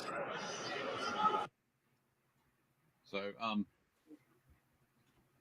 just going to go back there for a second. So when we talked before about there being more space in the whole convention center, behind this wall there's another 150,000 square feet. of Yeah. Alt E. So basically the exact same version of the space you just showed. No, bigger. Really? Yeah. Yeah. It's Okay. bigger. Yeah. I mean, put that in context, right? You had about 99,000 square feet at the Schomburg for the 40K hall, the Asmodee hall, and the vendor hall. In those three rooms, of which you're standing in one of them, now is about 200,000, a little over 200,000 square feet, and then there's another, close to 150,000 square feet on the other side of that. 110 in the main, and then 110 space. And it's got all of these beautiful windows. It looks great. Yeah, Jason says with windows. Yeah. Sure. So definitely cool there. This is from the 40K friendly. It was kind of crazy. This is zoomed in on a photo that I took from distance, but I just sort of pulled my phone up, snapped a shot, and just as Clint and so the guy were reaching out to shake hands. Nice. Very cool. But then you can see, so we had Jeff and Brian on before the show, before the event a couple of weeks ago, and they were talking about how Ghostbusters was the theme for the 40K friendly this year. Yeah. Doc saying Team Pink. So you can see some folks with some pink bandanas there. I guess next year the theme is Jurassic Park.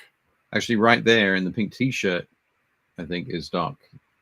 You can let me know. Yeah, I think that's Jason. Yeah. Yep. But you can see Robe Guy is still wearing a robe, but it's Ghostbuster uniform, Ghostbuster coverall, brown.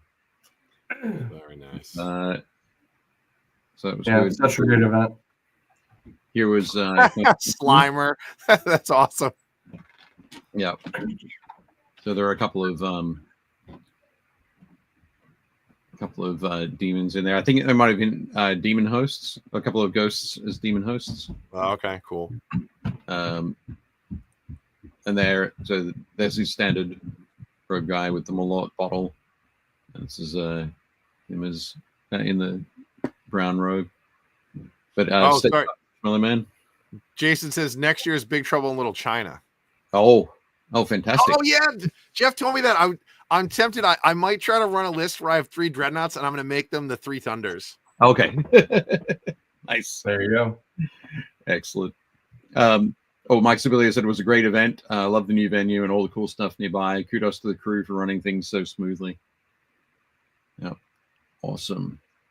Okay. And yeah, Dave almost says nice Hellhound ghost traps.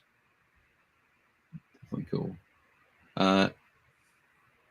Somebody else who's wearing a backpack. Oh my god! And he has the original toy playset of the Ghostbusters headquarters. That's the fire station that gets converted. Yep. Excellent. Alan Panicle says, I have to leave soon, but I wanted to say thanks to Hank and his team for an awesome show. Also, thanks to all the people who supported my art. Fantastic. Nice. Thanks, Alan. Alan, it was great to see you at the show. Glad you had a great time. Proton pack, that's the word. He's also excited about the proton pack. Well, it's because I was like, backpack? I knew it had a name, but I also got it temporarily spaced. But thank you for that. Excellent. And one thing that I had to do at the 40K friendly was each team had to introduce themselves in the form of a interpretive dance. Nice. Presentation. So this was Team Green. They're out there getting into it. The green I thought the teams were bigger. Yeah, they're right around 13 players. Okay. Yeah. So it might have been that not everybody wanted to go up and be a part of the. I think this is the new team, right? This is Team Teal. It could be Team Teal, but it might be camera as well. If there's a dark green, because this looked dark green. Yeah. But anyway, but yeah, it was fantastic. So loads and loads of gaming still going on elsewhere around the hall. But there was a huge circle around these guys while they were doing their introduction. Yes, interpretive dance for sure. But no, it was great. It was good fun to see. Here are some shots from the team tournament. I had to get a photo there of where did I put the booklet? So Yeah. What's that? Team Handsome. Team Handsome for sure. So yeah, that's my Brendan Bell and Chris Marshall and Mike. It's Mike Woodward and their other teammate down there. I haven't met their other teammate, but so yeah, I used to work with these guys at Games Workshop. And just quickly, this was their the booklet they made for their theme. Has all has their army lists on the inside on the first page, and then some background about their force, talking about the different characters, the different types of units they had in their armies, that kind of thing. But their theme, their sort of spirit section was so they were the Dust Wall Enforcers. I see that. So you flip the booklet around, and this time it was the Palanite Abomination Resistance Education, PARE. Instead of Dare. Instead of Dare, yep. So, and through that, there's all sorts of fun little things. I think talking about Hive Secundus and the Dust Wall, introduction to our project, PARE, and then list what to look for in abominations, what looks like an abomination, awesome. but it's actually a friend. See something, say something. We're watching. So it's things like your coworker seems to have an extra limb. Has your factorum exceeded your daily production quota? If yes, report them immediately to the nearest enforcer. If no, report them at the end of the cycle to the nearest enforcer. And then collect your reward. And then never mention them again. Graciously train their replacement. Stay vigilant for other abominations. But yeah, all sorts of cool, fun stuff through there, which is good. That team always goes all out. They do, and I will. Who else is on that team? So Chris Marshall, so Brendan Bell at the front there, Chris Marshall leaning over, Mike Woodward. They've had many rosters over the years, but Brendan and Chris Marshall have been pretty constant. Yeah. Derek Jane was their other member this year. John Schaefer's been a member of Team Hanson in the past. Chris Hill. Yep. But yeah, so there's a shot of the table they were playing on, and they painted up all of their. We can't see anything, Dave. Yeah, Dave, it's just us again. Just us again? Yeah, well, I can't see the photos. I mean, I believe you. You're absolutely right. What am I doing? There we go. So yeah, that's some familiar stuff. Yeah, that terrain. I do recognize that. I'm not sure if I painted that, but I think it might have been at the spray team where it was painted. But yeah, so fun stuff.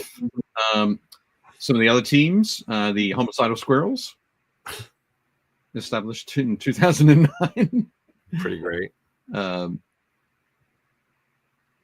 So yeah, loads of great stuff going on. I think how many teams were there? It's like 120. I think there was like 118, something like that. I'm not sure exactly what it ran out, but yeah, 108 teams of 4, something along those lines. Yep, excellent. Yeah, there was I don't know if you got a picture of it, but there was a team of Space Wolf players with like fur pelts and bear chests, and I did not get a photo of that. They were probably sort of very, very deep in the crowd behind the Homicidal Squirrels banner. Probably. But no, I didn't see that, unfortunately. I thought it was great that Games Workshop must have gone all out to these huge banners. Yeah, those are great. Yeah, they really stepped it up. I mean, I remember talking with really branding that making it pop, and they certainly did that. Yeah, that was great. That's like, I was like, I wonder if I can talk my wife into letting me put one of those banners on the side of the house. That could be good. Jason says Chris Marshall helped out with the friendly. Yeah, Chris and Brendan were sort of behind the computers, punching in the numbers. Carl had asked earlier. It's up a little bit, but Hank, do you ever get a chance to like play anything when you were at the show? Like, oh, not for years. I mean, I used to play. I played in the early years of the team tournament, but the last time I played was when X-Wing was released. I played in a doubles event with my son Liam. He must have been maybe 10 at that time, and he's a senior in college now. So there's a picture of that pops up every once in a while. But we used to get, well, we allow staff still to play, but we used to get just crazy comments about how it was rigged, that we were running AdeptiCon essentially for our friends to be able to win awards and stuff like that. So it just became a thing where a lot of the high profile people with AdeptiCon just made sense for us not to participate. Yeah, imagine that. Imagine spending 12 months to prepare an enormous event in another state for 10,000 plus people. That's a great idea. I'm just going to start doing that. I'm just going to throw a convention here in Boston where we just invite all of our friends, and we'll just make sure that we all win. We'll just trash everybody who plays. But yeah, that's insane. Just so you can win a trophy that you could just that I bought anyway. You could just go and make it. You can make the trophy and just give it to yourself. What the hell? That's amazing. It's particularly insane for anybody that actually knows me and knows that, like any staff that's playing, I'm going to be, particularly hard on them and give, the benefit. If there's any benefit of the doubt or anything like that, it's going against them. And that's just the way it is, right? Carl City meant even like a side game like Dave does, like after hours with like a friend or something. Oh, I mean, Matt played, did some, what's that board game? Shadows. Shadows of Brimstone? Yeah, Shadows of Brimstone. Right. Yeah, I'd be up for playing a site. Nothing that anybody would sign up for it. In particular now, once AdeptiCon gets rolling on a Thursday and we're through that, crushing Wednesday of just fire drills one right after the other, and Thursday afternoon things really start to hum, and I don't have to worry about too much until Sunday, unless I got to move air tanks for the airbrush room. But yeah, we could get in some pickup games or something for sure. I'd love to do that. Maybe we do that next year, Dave. Maybe we get a whole bunch of us that we all know each other, and we do like a mini tournament. Maybe some Trench Crusade or Necromunda. I'd be up there. Yeah, that'd be good. So no one's like, well, Hank's got it all fixed. Right. Yeah. And Bree says it's so upsetting that people would rather criticize than be glad that people behind the entire event get to they get to hustle, that they get to hustle and can enjoy themselves too, for sure. Excellent. So this was the AMG hall. So you can see Star Wars Legion, Armada, X-Wing, Shatterpoint, and then to the left of the photo would be Marvel Crisis Protocol. But absolutely huge, so much going on. Of course, I took some photos of some terrain that was again familiar. Sure. So, I remember you guys showing off all this stuff like in progress. So yeah, yeah. That Ewok Village thing is so cool. Yeah, it's wild. Yeah, ask John Schaefer sometime about painting all those torches, though. Like if you've printed that, about all those torches that are kind of on those railings, on those platforms. Oh, yeah. Boy, that was a bit around here. It's kind of like Dave with his gold trim. Yeah. Okay. Yeah. Once you do it, you're like, oh my God, why did I do that? Yeah. Why did I start? I like on the right. I like that second table. All that like the teal roofs and stuff on that terrain. That's super cool. That was. That was January last year. I painted that. Dave painted a lot of that. It's really eye catching. I like that. Yeah. That's Macedon is the table set that's out of. Yeah. Dave Hummel says we should set up a tournament, like a mini tournament for us, and we should do it as a charged event, and then all the money that we make from it gets donated to charity. That'd be kind of cool. Carl says Necromunda for sure. That way we can sit around and complain about how Hank fixed it every time we lose a model. Yeah. I had to take a photo of this one because this was one of the I think first spray team before the first AdeptiCon back after COVID. That's awesome. That's Doctor Strange's Sanctum Sanctorum. Yeah. So that was one that I worked on. It was really cool. That was a new mat too that AMG. Right. Made. Yeah. Oh yeah, that's the limited multiverse mat they did. Yeah. Yeah. That's really cool. Looks very cool. Excellent. Yeah. Nathan says my wife calls it the Disney Hall. Right. Talking about the AMG Hall. Yeah, and AMG did a great job too, as well, kind of branding, some areas. I mean, that was one of the big concerns I had about the space just being so vast and not having good signage or feeling like Adepticon in spaces. And very fortunate that we have some great partners and exhibitors that really took up the challenge to brand things up this year. When Ross was already taking notes, I'm sure that the two of them are going to be going back and forth trying to outdo one another. So like AMG had a lot of really cool banners, and they had like their whole cases, which were really cool, and they had those hanging things. But then GW went the extra mile with those giant, like story tall banners that were all along the wall. So it's going to be an arms race the next couple of years, which will be good for all of us. Yep. Yeah, they had that. They had those columns as you came up the escalators that had Grievous and Vader and the walkway through to the Hilton. Yeah, that was super cool, for sure. It's all wrapped in Star Wars Legion. Yep. Graphics. Very cool. It's excellent. This was in the Grand Ballroom, which was in the South Building, first floor of the South Building. Yeah. So I think there was some BattleTech stuff going on in here. And for perspective, right, that Grand Ballroom is basically like a little bit bigger than the Schaumburg Ballroom was. Yeah. So that bottom Grand Ballroom. I think from this is about like a quarter of the space. Yep. There's some other stuff going on. What was this? This was. Let me take a photo. Okay, sorry. Yeah, this was in room 204. N204. So this was the Legions Imperialis, part of the Legions Imperialis event. Got it. So over here you can see the map, the campaign map for the day or for the weekend. Yeah. So man, I love map campaigns. That's so awesome. Yeah. Each of this is there's a whole bunch of hexes in each one, and people are trying to. Jason Dyer said apparently those column banners got binned. Yeah, they all that stuff has to get.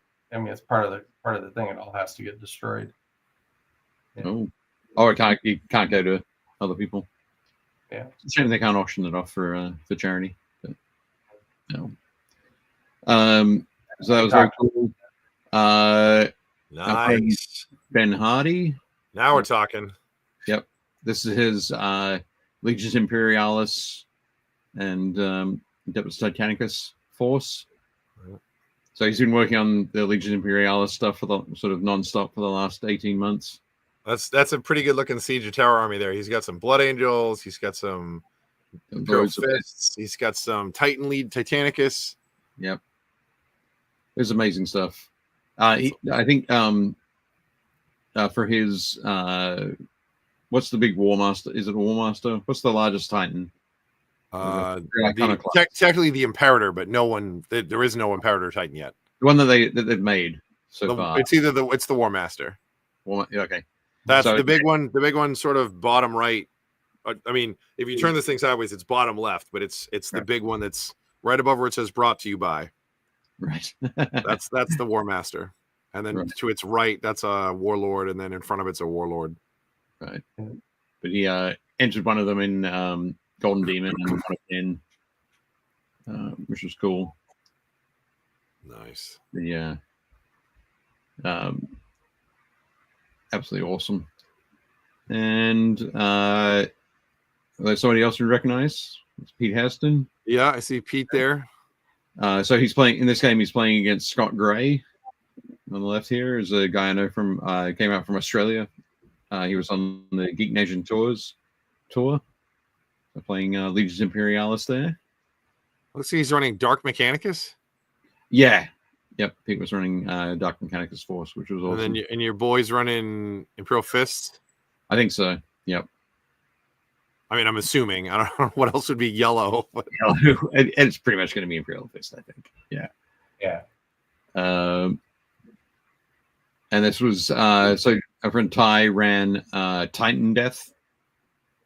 So it's essentially a so Titan Death is the set of rules for using Titans within Legions Imperialis. So it's much more sort of stripped back than Adeptus Titanicus. So people could run larger forces in quicker games than a Titanicus game. Titan Death is really cool. It's the best way I can describe it is because it is Titanicus is a different rule set than Imperialis. It is a totally different set. But like if Adeptus Titanicus is BattleTech, Titan Death is Alpha Strike.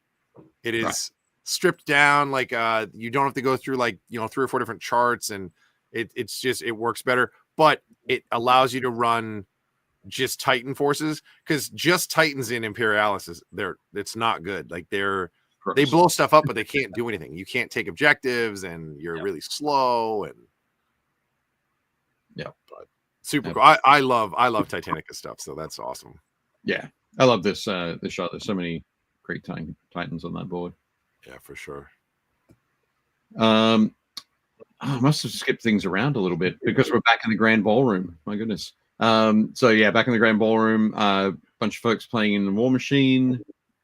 I mean, as we had Gonzo on a few weeks ago as well, talking about the move back to 3D terrain. Yeah, it looked so much better. Yep, everybody's armies were painted. They looked great. It was absolutely super cool.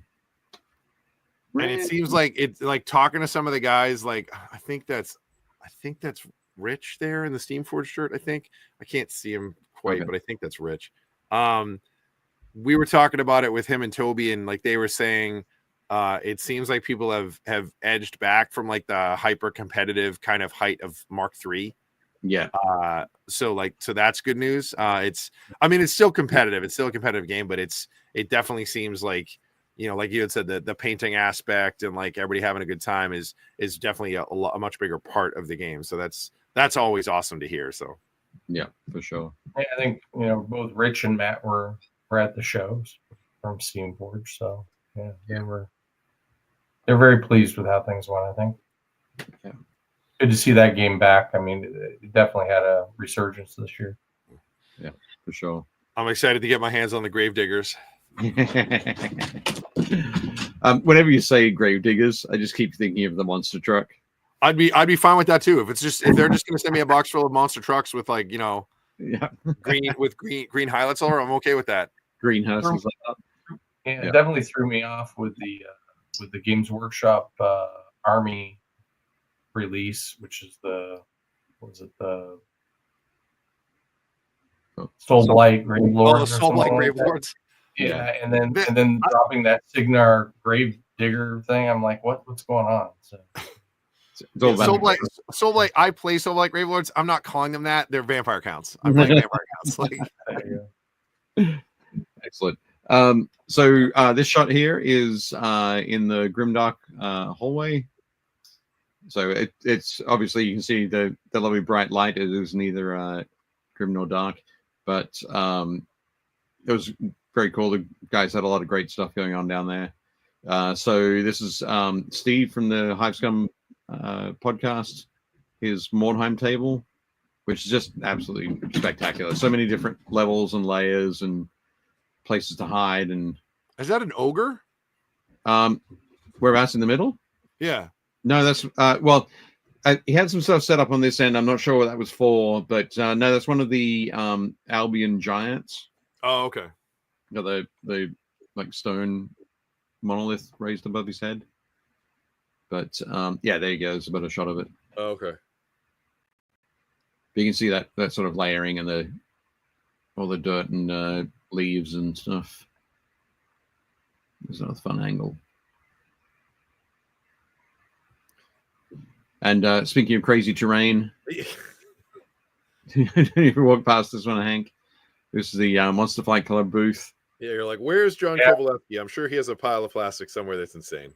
Yes, exactly. So this is a fantastic cyberpunk, crazy cyberpunk table that he's built.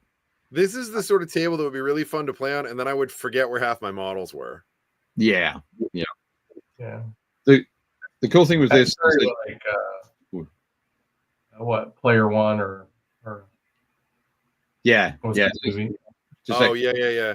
Ready Player One. Yeah, he lives in the stacks. Yep. That's what I saw when I saw that. And then we had his cargo ship on a couple Marvel Crisis Protocol tables.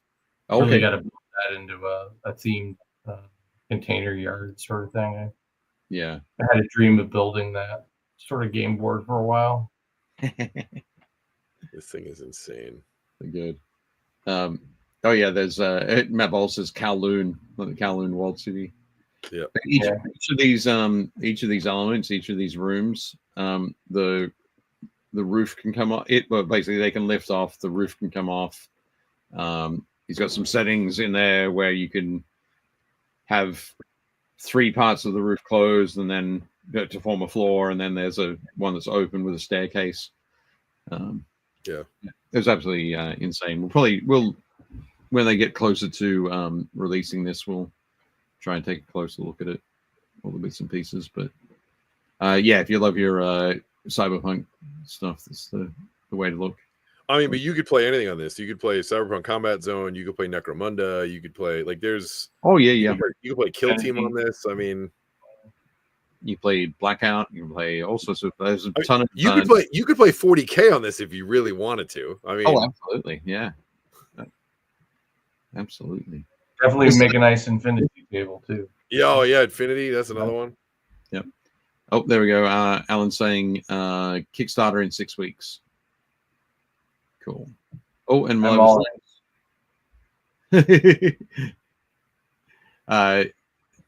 Stratus, he says big love to the Build Paint Play group. So this is one shot that you took. Oh yeah, this is some of the new stuff that's coming out. So they're gonna do the House Davian Cavalry Lance. We actually have in stock at the store. Those are out. And then there's the first Somerset Strikers. That's the newer box. So that one's not out yet. That one will be out hopefully in the next week or two. But they were just super cool to see. There's like the bottom box is like a gunslinger in there. There's like an enforcer variant. The one on the top, there's a mauler in there. There's a Axeman. Like there's some fun mechs in these. There's a Hatamoto Chi in the bottom right. Excellent. So that'll be fun. Cool. Patrick Keith has joined us, Sculpt Dude. Hey all, sorry I'm late. Just wanted to pop in and catch up. Welcome. It's great to see you at the show. Really cool. Yeah, it was awesome. This looks great. So this is about to hit. Their Kickstarter went really well. Leviathans is super fun. For anybody who doesn't know, it's basically like World War I Golden Age flying diesel punk battleships, basically.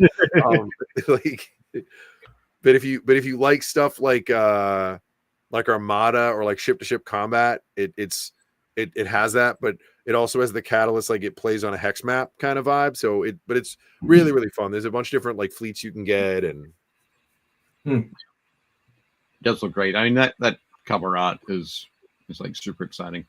I love it. I thought I'd show this as well. So Brandon Palmer, who is here in the suit jacket and the beanie, is GMM Studios.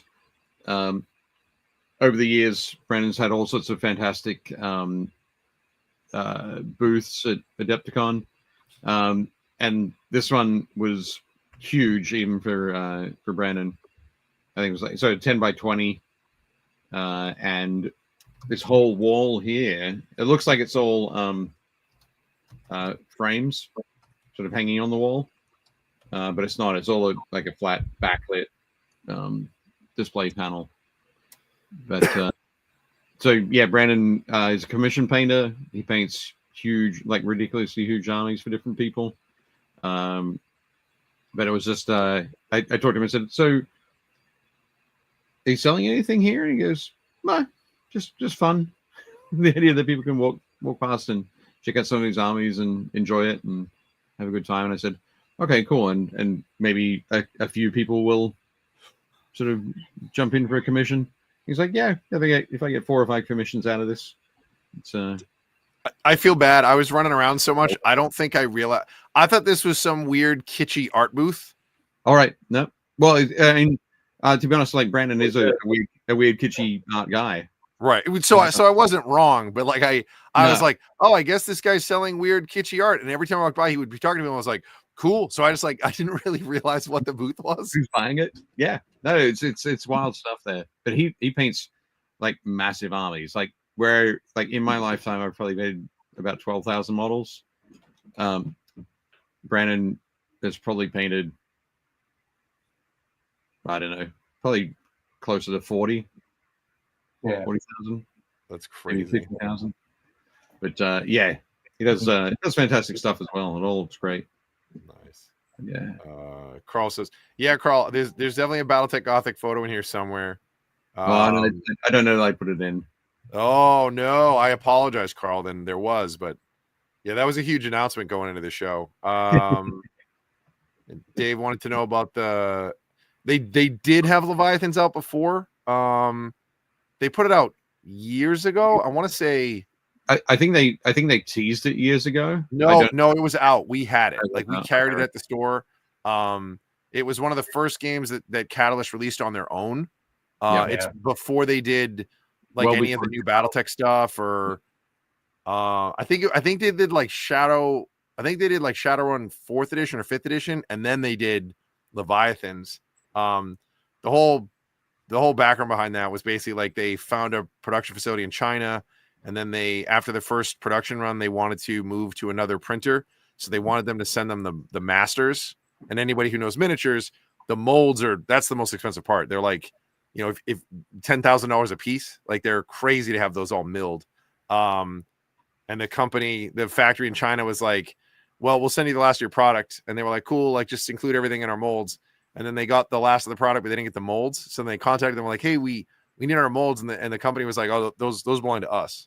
And Catalyst was like, we paid you to make those. Those are ours. And they're like, well, I agree to disagree.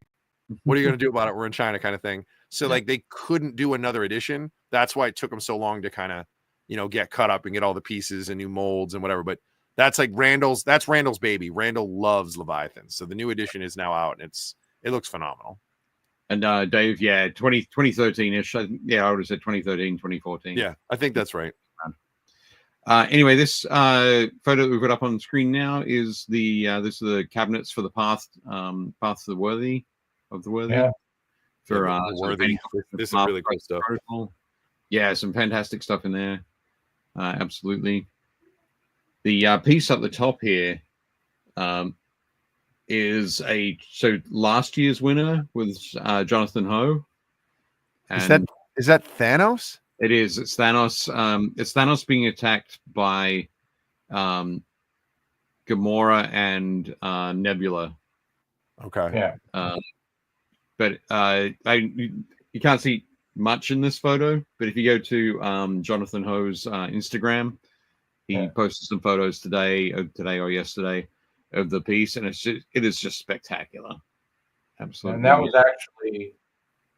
was actually the trophy was given to the winner of the timeline event. Yeah. So every year they have, I think Rich Erickson did a trophy for one of the events last year, and this year Jonathan Ho did this one. Yeah. There's some really nice stuff in here. I see like the Hulkbuster armor. I see Iceman. I see the Shadow King, Farouk.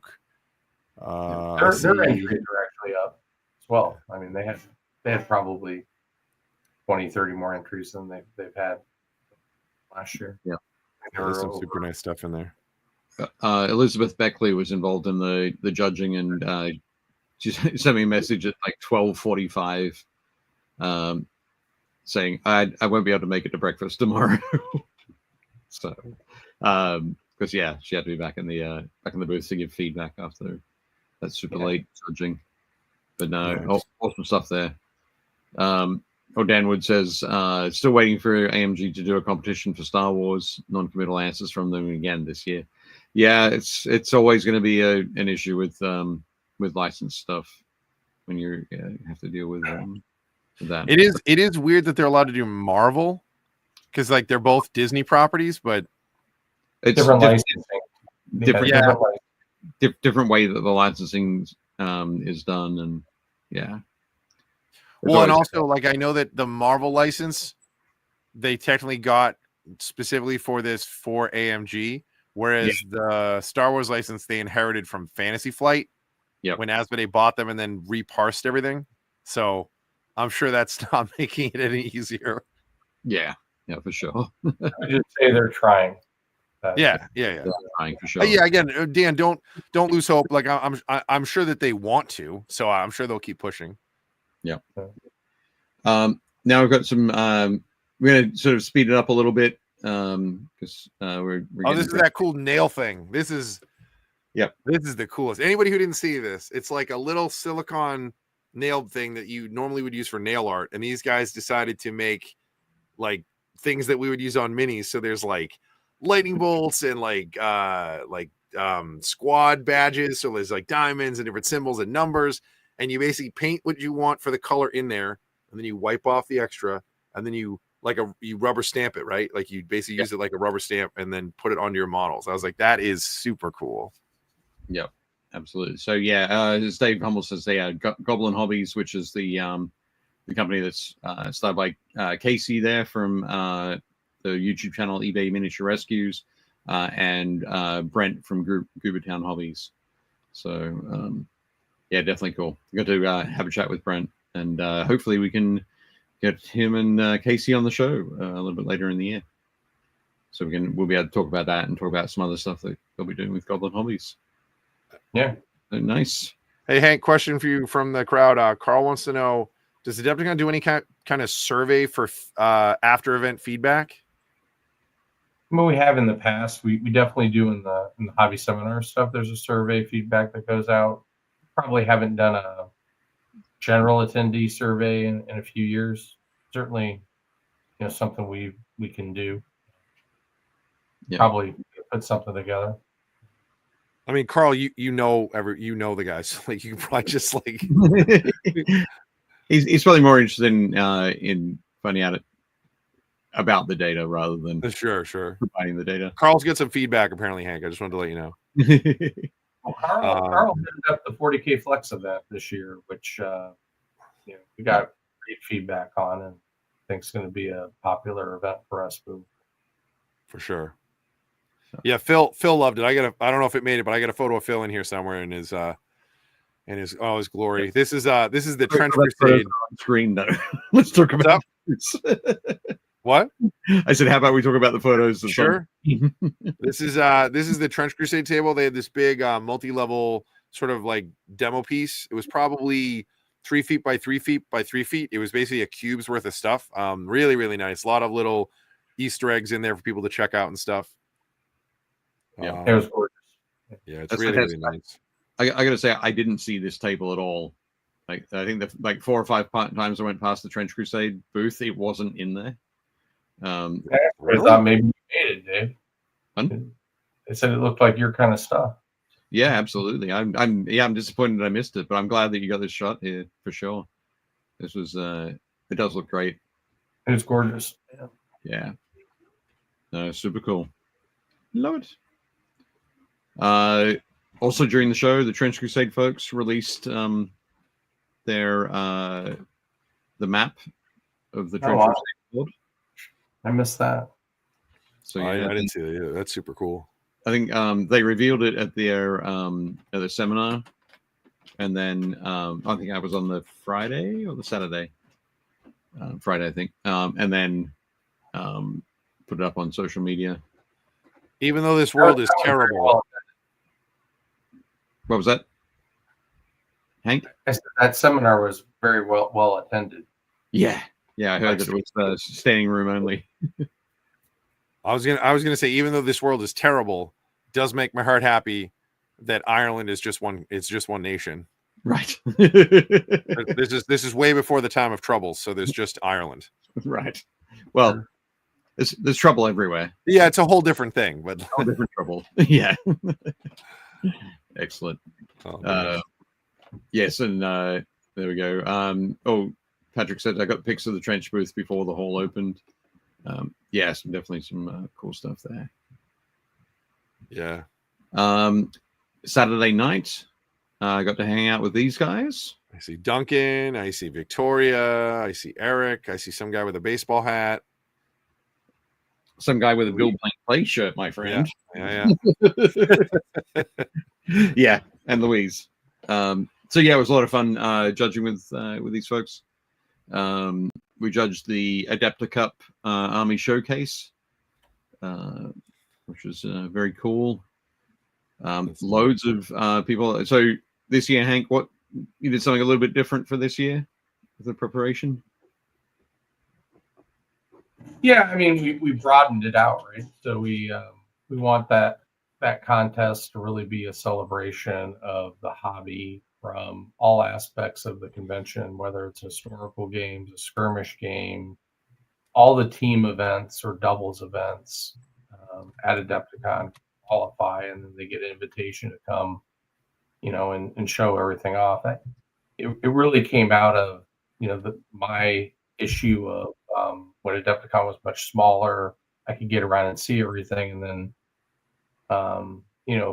in more recent years, I will go home and watch coverage and see crazy stuff that I never saw and be like, man, how did I miss that? And so the idea of the Army Showcase is to kind of gather all those great pieces that people put, an immense amount of time into and give it a venue that the rest of the attendees can get a chance. Like if you're going to do one thing, come by Saturday night and just walk through there and see the best of the show.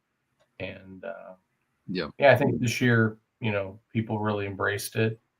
It's going to be a building process to year over year, and really appreciate you and the rest of the judging team, taking that on, because I know we probably have some better criteria to put in place, make it a little easier. Yeah, but we'll see. There's a couple of little bits of feedback that I've got, but I think we made it work. And we brought in Kicker, which a lot of people know. He's for anybody who knows Kicker, he's super high energy, and that's kind of what folks need for that. And kind of made a mistake in where we put it, but that's a different story. So, you mean based on the lighting, or? Yeah, I mean we'd only walk that space in the daytime, and had this beautiful window and natural light coming in. We thought, oh man, that'll be a great place to put the showcase, just like it was like, oh, that'd be a great place to put registration. Till the sun went down and it became really dark. So it's probably a little bit better than the Schaumburg corridor, but certainly could use some additional lighting in there. Could use a little bit more. But the pieces were great. So yeah, absolutely. Just quickly, going back to the Trench Crusade map, Scott Raynham says that Trench Crusade map looks like it's kind of like the GW Old World. Copyright, sort of, brother. Absolutely. But yeah, map balls. That's Duncan Rhodes next to me. On my left, and Eric Locke from Eric's Hobby Workshop. Yeah. But yeah, it was a lot of fun. I thought I took more photos. What a lot of us were doing were taking photos of the different armies so we could go back and reference them when we needed to get together. But it turns out I only took 2 photos. So I took this photo. Oh, nice. Which That's is awesome. cool Yeah, cool. War Machine Force. So it's really, Very I think nice. War Machine doubles. I hardly took any photos. I was so busy running around talking to people and looking at stuff. Like I didn't think to like, oh, I gotta take my phone out. Yeah. But also took a photo of this Infinity display. So this was That's awesome. So this is a crazy sort of bus. We were calling it the Capybara bus because around the model there's so there's capybara here, there's a capybara here, there's one over here. There were like 2 or 3 more. But hey, when it happens. But what we found out was, or what I found out sort of during the process is that this bus is all made, well, maybe not the wheels, but the body and all the detailing and that is all cardboard. So somebody like scratched this crazy in the bus and lit it from inside. It's absolutely fantastic. That's really cool. So, it's very like Jawa Sandcrawlery meets like the AI robot transport from AI. Yeah. Yep. It is very much like that. In that sort of cross mashup. With a little bit of like banana boat mixed in with like the the tan top and like the yellow body. Yeah. Yeah. Yep. Absolutely. Those posted, on the AdeptiCon site covering all of it, but I thought we had some really nice entries this year. Yeah. And I think Anthony was the guy taking photos of everything. So yeah, I missed it. I usually walk through and look at all the armies, and this year, like because I had that Heresy event that night, so I didn't really get a chance to. I saw a couple, but I didn't really get a chance to walk through and like look at all of them like I normally do. Yeah. So one of the other, sort of going to close this out with the best part, or close the AdeptiCon section out with the best part of AdeptiCon, which is always catching up with friends. So this was on the Wednesday evening at the content creator thing. So there's Ryan Miggs in the middle there. Some great Twitch streaming. On the left of the photo is JJ, who organized it all. And I think he's going to be talking with Hank about some other things that we can be doing, content creators and the show. Yeah, great. Super excited. See Roman in the flesh. It's been like good 7 years since I've seen Roman. So yeah, longer, 8 years maybe. Been a while. But yeah, definitely cool to have a bit of time catching up. There we go. So that's a good photo. Phil looks shocked. Yep. And Adam looks like Adam. Yeah, Adam always looks very, very nonplussed. Yep, absolutely. That was a good time. That was out back. We were doing our walkthrough. Yep. And I mentioned catching up with my buddy Roland Cox, who was in the middle there, and his friend John. We met for the first time, so that was cool. It was like funny. We met at this point, and then for the rest of the show, I only saw John. I didn't see Roland again. So that was cool. Jeff Smith. Jeff Smith was working over at the Gale Force 9 booth. Yeah, I got to see Jeff a couple times. I ran into him a handful of times. Alan. Yeah. I ran into Alan a handful of times. Yep, me too. Which was great for a show with 10,000 people. I ran into a lot of people. A lot of times. Yep. That's his trophy for second place in the Cyberpunk Combat Zone tournament. Nice. I think it was the Combat Zone tournament. Let us know, or unless he has to board his flight back to New Zealand. Sam Gallagher there playing Lord of the Rings. He and his brother Ben. We had Sam on just before the Nova Open last year to talk about Lord of the Rings. But he was having a great weekend. You got to catch up with Toby and Matt Hart from Steamforged. Yeah, dude. I love those guys. Was that Sunday night? That was Sunday at the Mixer. Hank is like off to the right somewhere in this photo. Yeah, you can see Dennis Johnson in the background there, sitting down. Yeah, is that Abby? That's Abby. Cool. Excellent. Those That's are a good great too, place to do that mixer. I gotta try to secure that for future. Worked out well. Yep. Excellent. And Alan said yes. Combat Zone. We board soon. Nice. Uh, Speed down. there we go. So Jake and I again caught up. So we got Sky Herrick on the left from Herrick Games and Hobbies on the West Coast, and Dan Osborne, Super Dan Osborne. Yeah, it's kind of funny. Usually Dan and I don't ever actually run into each other. We're always like, it's always one of us is present. Yep. But we ran into each other a couple times. Excellent. Picked up that same set.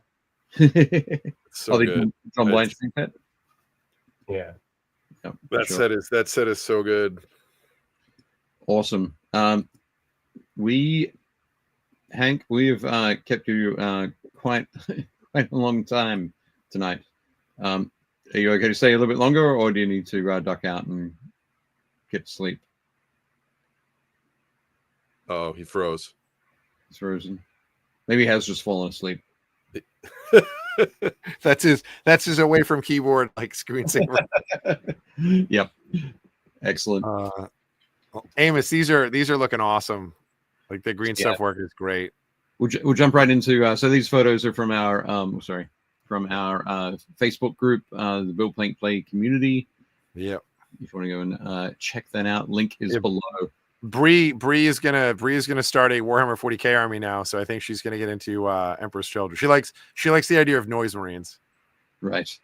Yes, that's a good idea. Hank's back. Okay, we're good. Back. I lost you for a second. Yeah, sorry, my kids all got on the internet or something at the same time and dropped my bandwidth. Do you have a few more minutes to spend with us? Oh yeah, for sure. Cool. Good. Awesome. Thank you. I know we're running a little bit long, but it's what we do when we talk about stuff we love. Yeah, we'll just show off stuff from the group people have been working on for the last week. So Amos has been working on this awesome. Is this a Lord Exultant? I think? Yep, Amos, I really appreciate your green stuff work, and I really like the fact that you got rid of the elongated banana head and gave him a sweet comb over. Like that's way cooler. The banana head guys, I can do without the earthworm gym heads, but other than that, this army looks phenomenal. Yeah, but no, looking great there, Amos. Loving your the green stuff work. Yeah, these are great. This is Ben Fail. Yeah, this army is rock hard. It hits super hard. The guys in the back, he has a whole command squad. They all have combat shields and power fists. Oh, geez. Oh, sorry, boarding shields and power fists. Boarding shields and power. It's okay. Alan says, boarding now. Thanks for the show. See you on an NZ time. Great to see you on AdeptiCon. It's heaps of fun. Awesome. Take it easy, man. It was awesome seeing you. Fly safe and enjoy your rest when you get home. Say hi to the family. So awesome. There we go, Ben stuff. And I picked up, of course, his Dreadnought. Yeah, his Contemptor looked really good. Yeah. It's awesome there. Nice work, Ben. Great to see you at the show. Hope you had an excellent time. Chris Gorka. Fantastic work as always. These guys look rad. Yep. Chris, we saw a group shot of these, I think, last week, but got some individuals posted this week. And yeah, I love that the Armorer character, I think. Yeah. They were characters from the very main cool. Shatterpoint. Yeah. These are Beautiful great. work. And these Very guys are nice. great as well. Just that wonderful sort of mishmash of armor colors. Yeah, they're just rando. They're just like rando mandos from the show. So they all have a little different like loadouts and color schemes and stuff like that. Yeah. Yeah, Like Coven Mandalorians or whatever they are. Yeah. This guy's got the more of the sort of Mandalorian or Boba Fett style helmet, and this one's more of the I can't remember her name. Bo-Katan Raton. Yeah, that's more like Bo-Katan's Night Owls. I know. Yeah. Yeah. Excellent. Great work, Cool. Chris. I love the flames out of that jetpack. The flames turning to smoke. And on the rocket launch too, on the guy's back. Yeah. Yeah. That does look excellent. Great sculpts. Yeah. Nice one. Dave Hummel has been doing some more work on his terrain. Playing against board there. Looking great. I love the little sort of earth moving. Yeah, those are from that original kit that they made that has like the little tractor and the little like crane. Yep. Yeah, I love those. Yeah. Definitely cool. But yeah, looking good there, Dave. And Dave also shared. Nice Blood Angels Leviathan. Yep. Looking good there. That is dope. I love it. Is that a storm cannon? That's 4. Yeah, it's that's the the Melta Lance on his right arm, our left, and then that's the storm cannon on the other arm. Right. Yeah. Looking good, Dave. Nice one. Gonna do some I think Dave was saying he was taking a break from assembling Marines to assemble terrain, but had to jump back to this one for a minute. Looking good. Dave Powell's added a few heretic troopers to the. These are great. Alan wants that artillery witch. He's like, oh, can I get? I'm like, dude, just go on the website and download the STL. Yep. The artillery witch is great. Cool. But Dave and I were going to play this on Saturday afternoon, I think. But we did not. Basically, the table that we had been going to play it on, the folks had left that room and left some of their stuff on the table, so we didn't want to move it around too much. So in the end, we didn't play. But Nice. yeah, some beautiful models there from Dave. Greg Rothhauser. These look awesome. Yep, fantastic. They're revilers, is that right? Yep. Reviler Space Marines, looking very cool. Very nice. Yeah, they're super cool. That like punch of red is just awesome. Yeah, it works really well. And the his armor is great. I love how like realistic and gritty it looks. Like it's clearly gray, but he's got so many different like patches in it. Right. Yeah. There's some good depth in there for sure. Yeah, they look awesome. Great, Greg. Nice work. Jeff Smith. This is forget this guy's name. I think this is. So those are B1 battle droids in the back. You get 2 stands. So there's the stand A, stand B, and then that's was it? It's like who is it, Hank? Kalani. Yeah, that's it, Kalani. But Jeff painted these up for the Gale Force 9 booth. So we have that. We've got the that's Captain Rex and some of the 501st. Yeah. All right, Dave, who's this? Is that Darth Maul? Yeah. And Hayden Christensen? Sure, yeah. And then I'm not sure. That's Asajj Ventress. There we go. I probably would have said Uriel Ventress and been wrong. But close. Yeah, but close. Excellent. And then Jeff Smandos. Yeah, so he did Bo-Katan without her helmet on, which I would never do because her helmet's rad. But that's Bo-Katan on the far right, and then those are her Night Owls, and then on the far left, that's Gar Saxon, and those are his Death Watch. Right. Very cool. Reese said I was almost proud. No need to be proud of me. Not at all. I'm going to get it wrong all the time. Fantastic, but yeah, great looking stuff there, Jeff. I hope folks loved the show. Again, Jeff's got Bo-Katan's jetpack there. Yep. Flamed into the smoke. Awesome. Yeah, really nice. Another great example of that flame into smoke is James Taro's. Sorry. Oh, jeez. One of James' buddy? entries for Golden Demon. We'll just skip along. Anyway, Josh Potter. Very realistic fur. He did an awesome job with this. Yeah. But yeah, anybody with cats will know that as soon as you get home, and open your case. The cats need to sit in it. So nice. Thanks, Dan. Dan says, "Don't die, Dave." Yeah.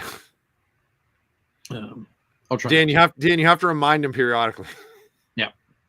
There's a certain point in the night where it's like, oh, time to die. Excellent stuff. Speaking of time to die, Josh, so I sent this photo in of me. It looks like I'm having my nut squeezed in the vise. I'm assuming you just like failed an armor save, because like the best part about this photo also is like in addition to that's Carl to your right, and that's Caleb off to the left. Yep, they're playing in the big Space Hulk game. Nice. Dude, Caleb was so excited about that. The next day, he was like a little kid in a candy store. He came up to me. He was like, "It was so." I've never seen him that animated. He was so fired up. Awesome. But no, this was actually Josh kicking me in the nuts under the table, or just, on the table. That's just not cricket. You can't do that. No, it was actually a fun game. It was good. Christian Simonson shared another sort of throwback piece. It's awesome. That old school armor, awesome. So good. Yep. Well, that's all those sculpted faces on the back of the horse there. Yeah. This is a big compliment to you, Hank. So Josh wrote, one thing about the gaming conventions, particularly AdeptiCon, is it's a high trust environment. Where else could you leave your stuff out overnight and still see it in the morning? Sure. Yep. Yeah. And then Dave Hummel said, "Don't die, Dave. Your replacement is not in this year's budget." This is true. That's true.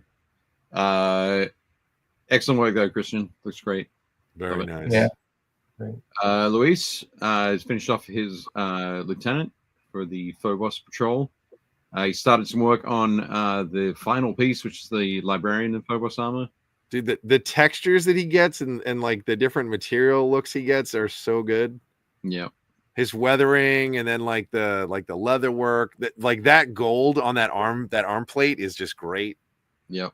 The white is super subtle. There's like 4 or 5 whites in there. Yep. Yeah. But no, looking really nice. Great work, Luis. Looking forward to seeing them all together. We'll have to get a shot of them on the gaming table at Alpha Omega. Yeah, for sure. Sean Gleason. So Sean, so this is one of the War Machine cadres. Okay. And I think in this particular event, Sean bought it, assembled it, primed it, painted it, and then played in the event. So it was the very essence of build, paint, play. Nice. Well done. Yep. Sean was the winner of our ticket to AdeptiCon. Oh, great. So yeah, definitely cool.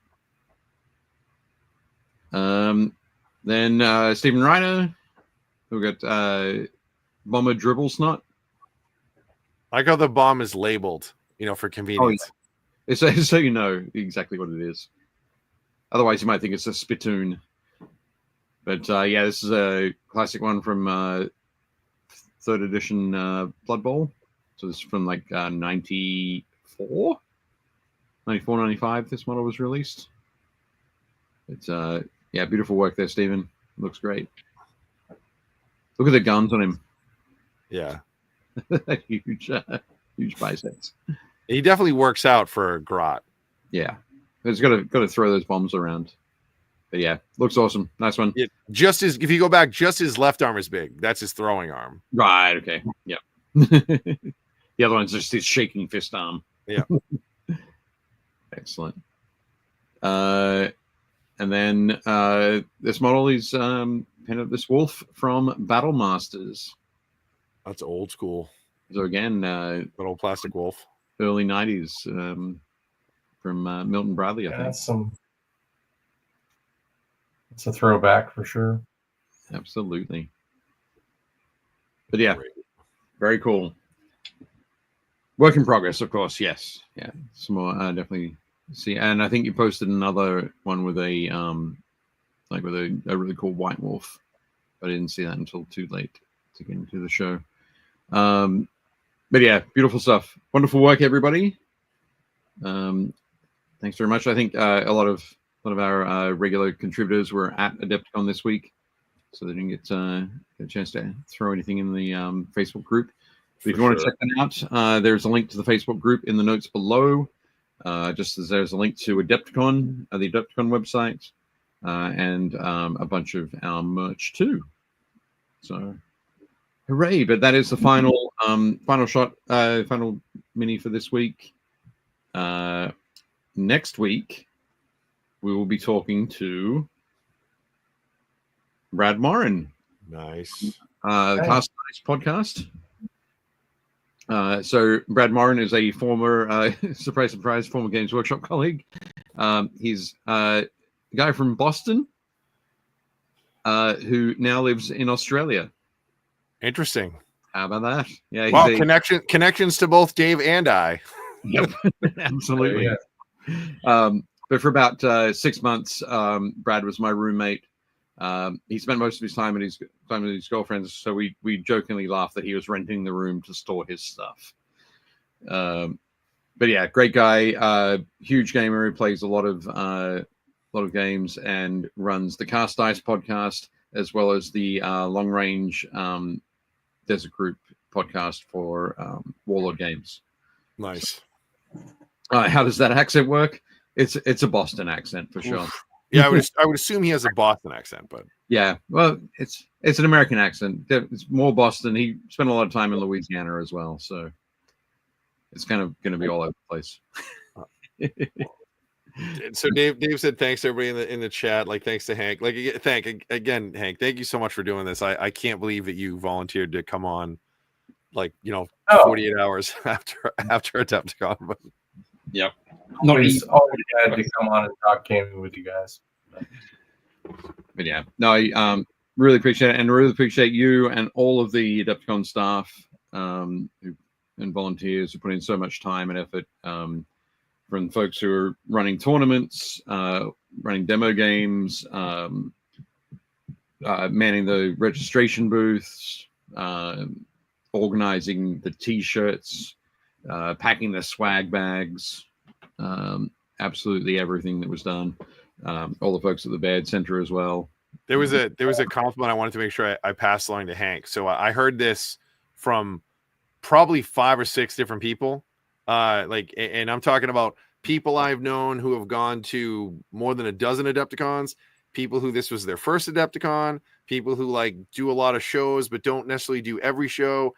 And everybody said the exact same thing, which was they could not believe that every single person they interacted with that was part of AdeptiCon was they were always they were always super friendly and they were always in a really nice mood and they always were helping us out. And I was like, I know I would be psyched to hear that. So I was like, I'm definitely going to pass that along to Hank. It was everybody was everybody was so nice and everybody was so accommodating. And, if there was an issue, tried to solve it. I know Alan was absolutely blown away. I'll tell you this quick story. You'll love this. So Sunday night when we're at the after party that's in the Monarch Lounge, Alan and I get separated. So we went out to dinner with Carl and Shell, and then they sat down and I forget who I saw. I saw somebody. I was like, I'm gonna go say hi. So I walked over. So they're sitting there. We get separated, and then after maybe 5 or 10 minutes, Alan comes and finds me, and he's like, "Hey, who's that guy over there?" And I'm like, "Which guy?" And he's like, "That guy right there." And I was like, "Oh," I'm like, "That's Matthias." And he's like, "Who's that?" And I was like, Hank and Matt basically they AdeptiCon is theirs, and then everybody else kind of works for them. I was like, but it's they run AdeptiCon. And he was like, "Oh God." I was like, "Why?" I was like, "Why?" He's like, "I didn't know who he was." He's like, and he had asked me, "Hey, how was the show?" And I was like, "Oh, it was my first show." And he's like, I basically I didn't know who he was. And he was like, "Oh, I wasn't really psyched with my spot at first, but then Hank came over and talked to me and he was super helpful." And then Shelly, he went and got Shelly, and then Shelly came over and they were super nice. I had such a good time. I was really blown away with how great they were and what a great job they did. And I was like, "Well, that's good." He's like, "Yeah, but now I feel like I was basically telling Matthias about or telling people about other people at the show." And I was like, "But it's all good." I'm like, they would love to hear that stuff because it means they're kind of keeping track. And I was like, it was a good thing. He's like, "Yeah, I just feel really bad. I feel like I was kind of I was like, "Were you complaining?" He's like, "No, I wasn't." He's like, I didn't really think about who is this person who's asking me about it." Artist Alley was probably one spot where we didn't get that one quite right. But you know, if I'm just being honest, like the show went so much better than I thought it was going to go, being a first year at this venue, and all the, you know, just all the logistics of it was kind of overwhelming.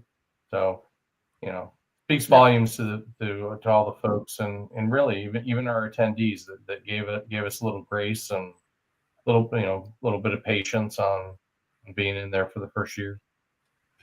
Everybody was like, even like Alan was talking to all the other artists, and they all said the same thing. Every single person was like, because nobody was upset, nobody had a bad show, but they were all like, every single one of them were like, wow, they were so accommodating, and like they were so willing. And I was like, I think part of what you guys are great at tactical planning, right? It's like the long-term planning for next year. What can we do better? But then you guys are also so good at like that's the strategic planning. But you guys are so good at like tactical planning and like reacting in the moment. You did such a good job of like you said, putting out fires every single time. Like there were no issues, and if there were, they got handled, and like, you know, like everybody was happy. Like you got, it speaks to how well you guys do this, and how much you care about the show, and all the people that are there, all the volunteers and all the staffers, and like you can tell that everybody cares. Everybody really wants this show to just be great, and they all take it personal. And like you said, the attendees, we all do too. Like every single person I know always speaks so highly of the show. So yeah, absolutely, it's ground up, sure. Yeah. Carl said, even the food staff all said how nice everyone was to them. Even the attendees of AdeptiCon should be proud of how they showed up. And then Jason said, it's like, you guys know what you're doing. I was like, yeah, I mean, it seems like. Yeah. So fortunate. Awesome. Sure. Okay, we are now at 2.5 hours. Yeah, we will not keep you anymore. We will not keep you anymore, Hank.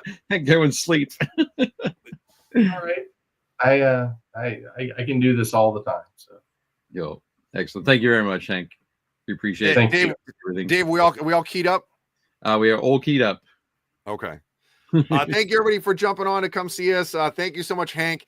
Thank you and the entire AdeptiCon team for what you do. We had such a great time this week. Everybody I talked to, like I said, first-time attendees, people have been there forever. Everybody's really impressed with how you guys handled the transition to the new space. We're all looking forward to next year and, you know, what comes after this. But again, thank you for your time and all the effort. Please thank everybody on the staff for us. Huge thank you to Army Painter for sponsoring us. Big thanks for everybody being here. Hit like on your way out. Oh yeah, make sure you hit like and subscribe. You know, hit the notification bell, post a comment, do all the things to outsmart the algorithm. And we will see you guys next week. And until then, get some sleep, but also do not forget to build, paint, play.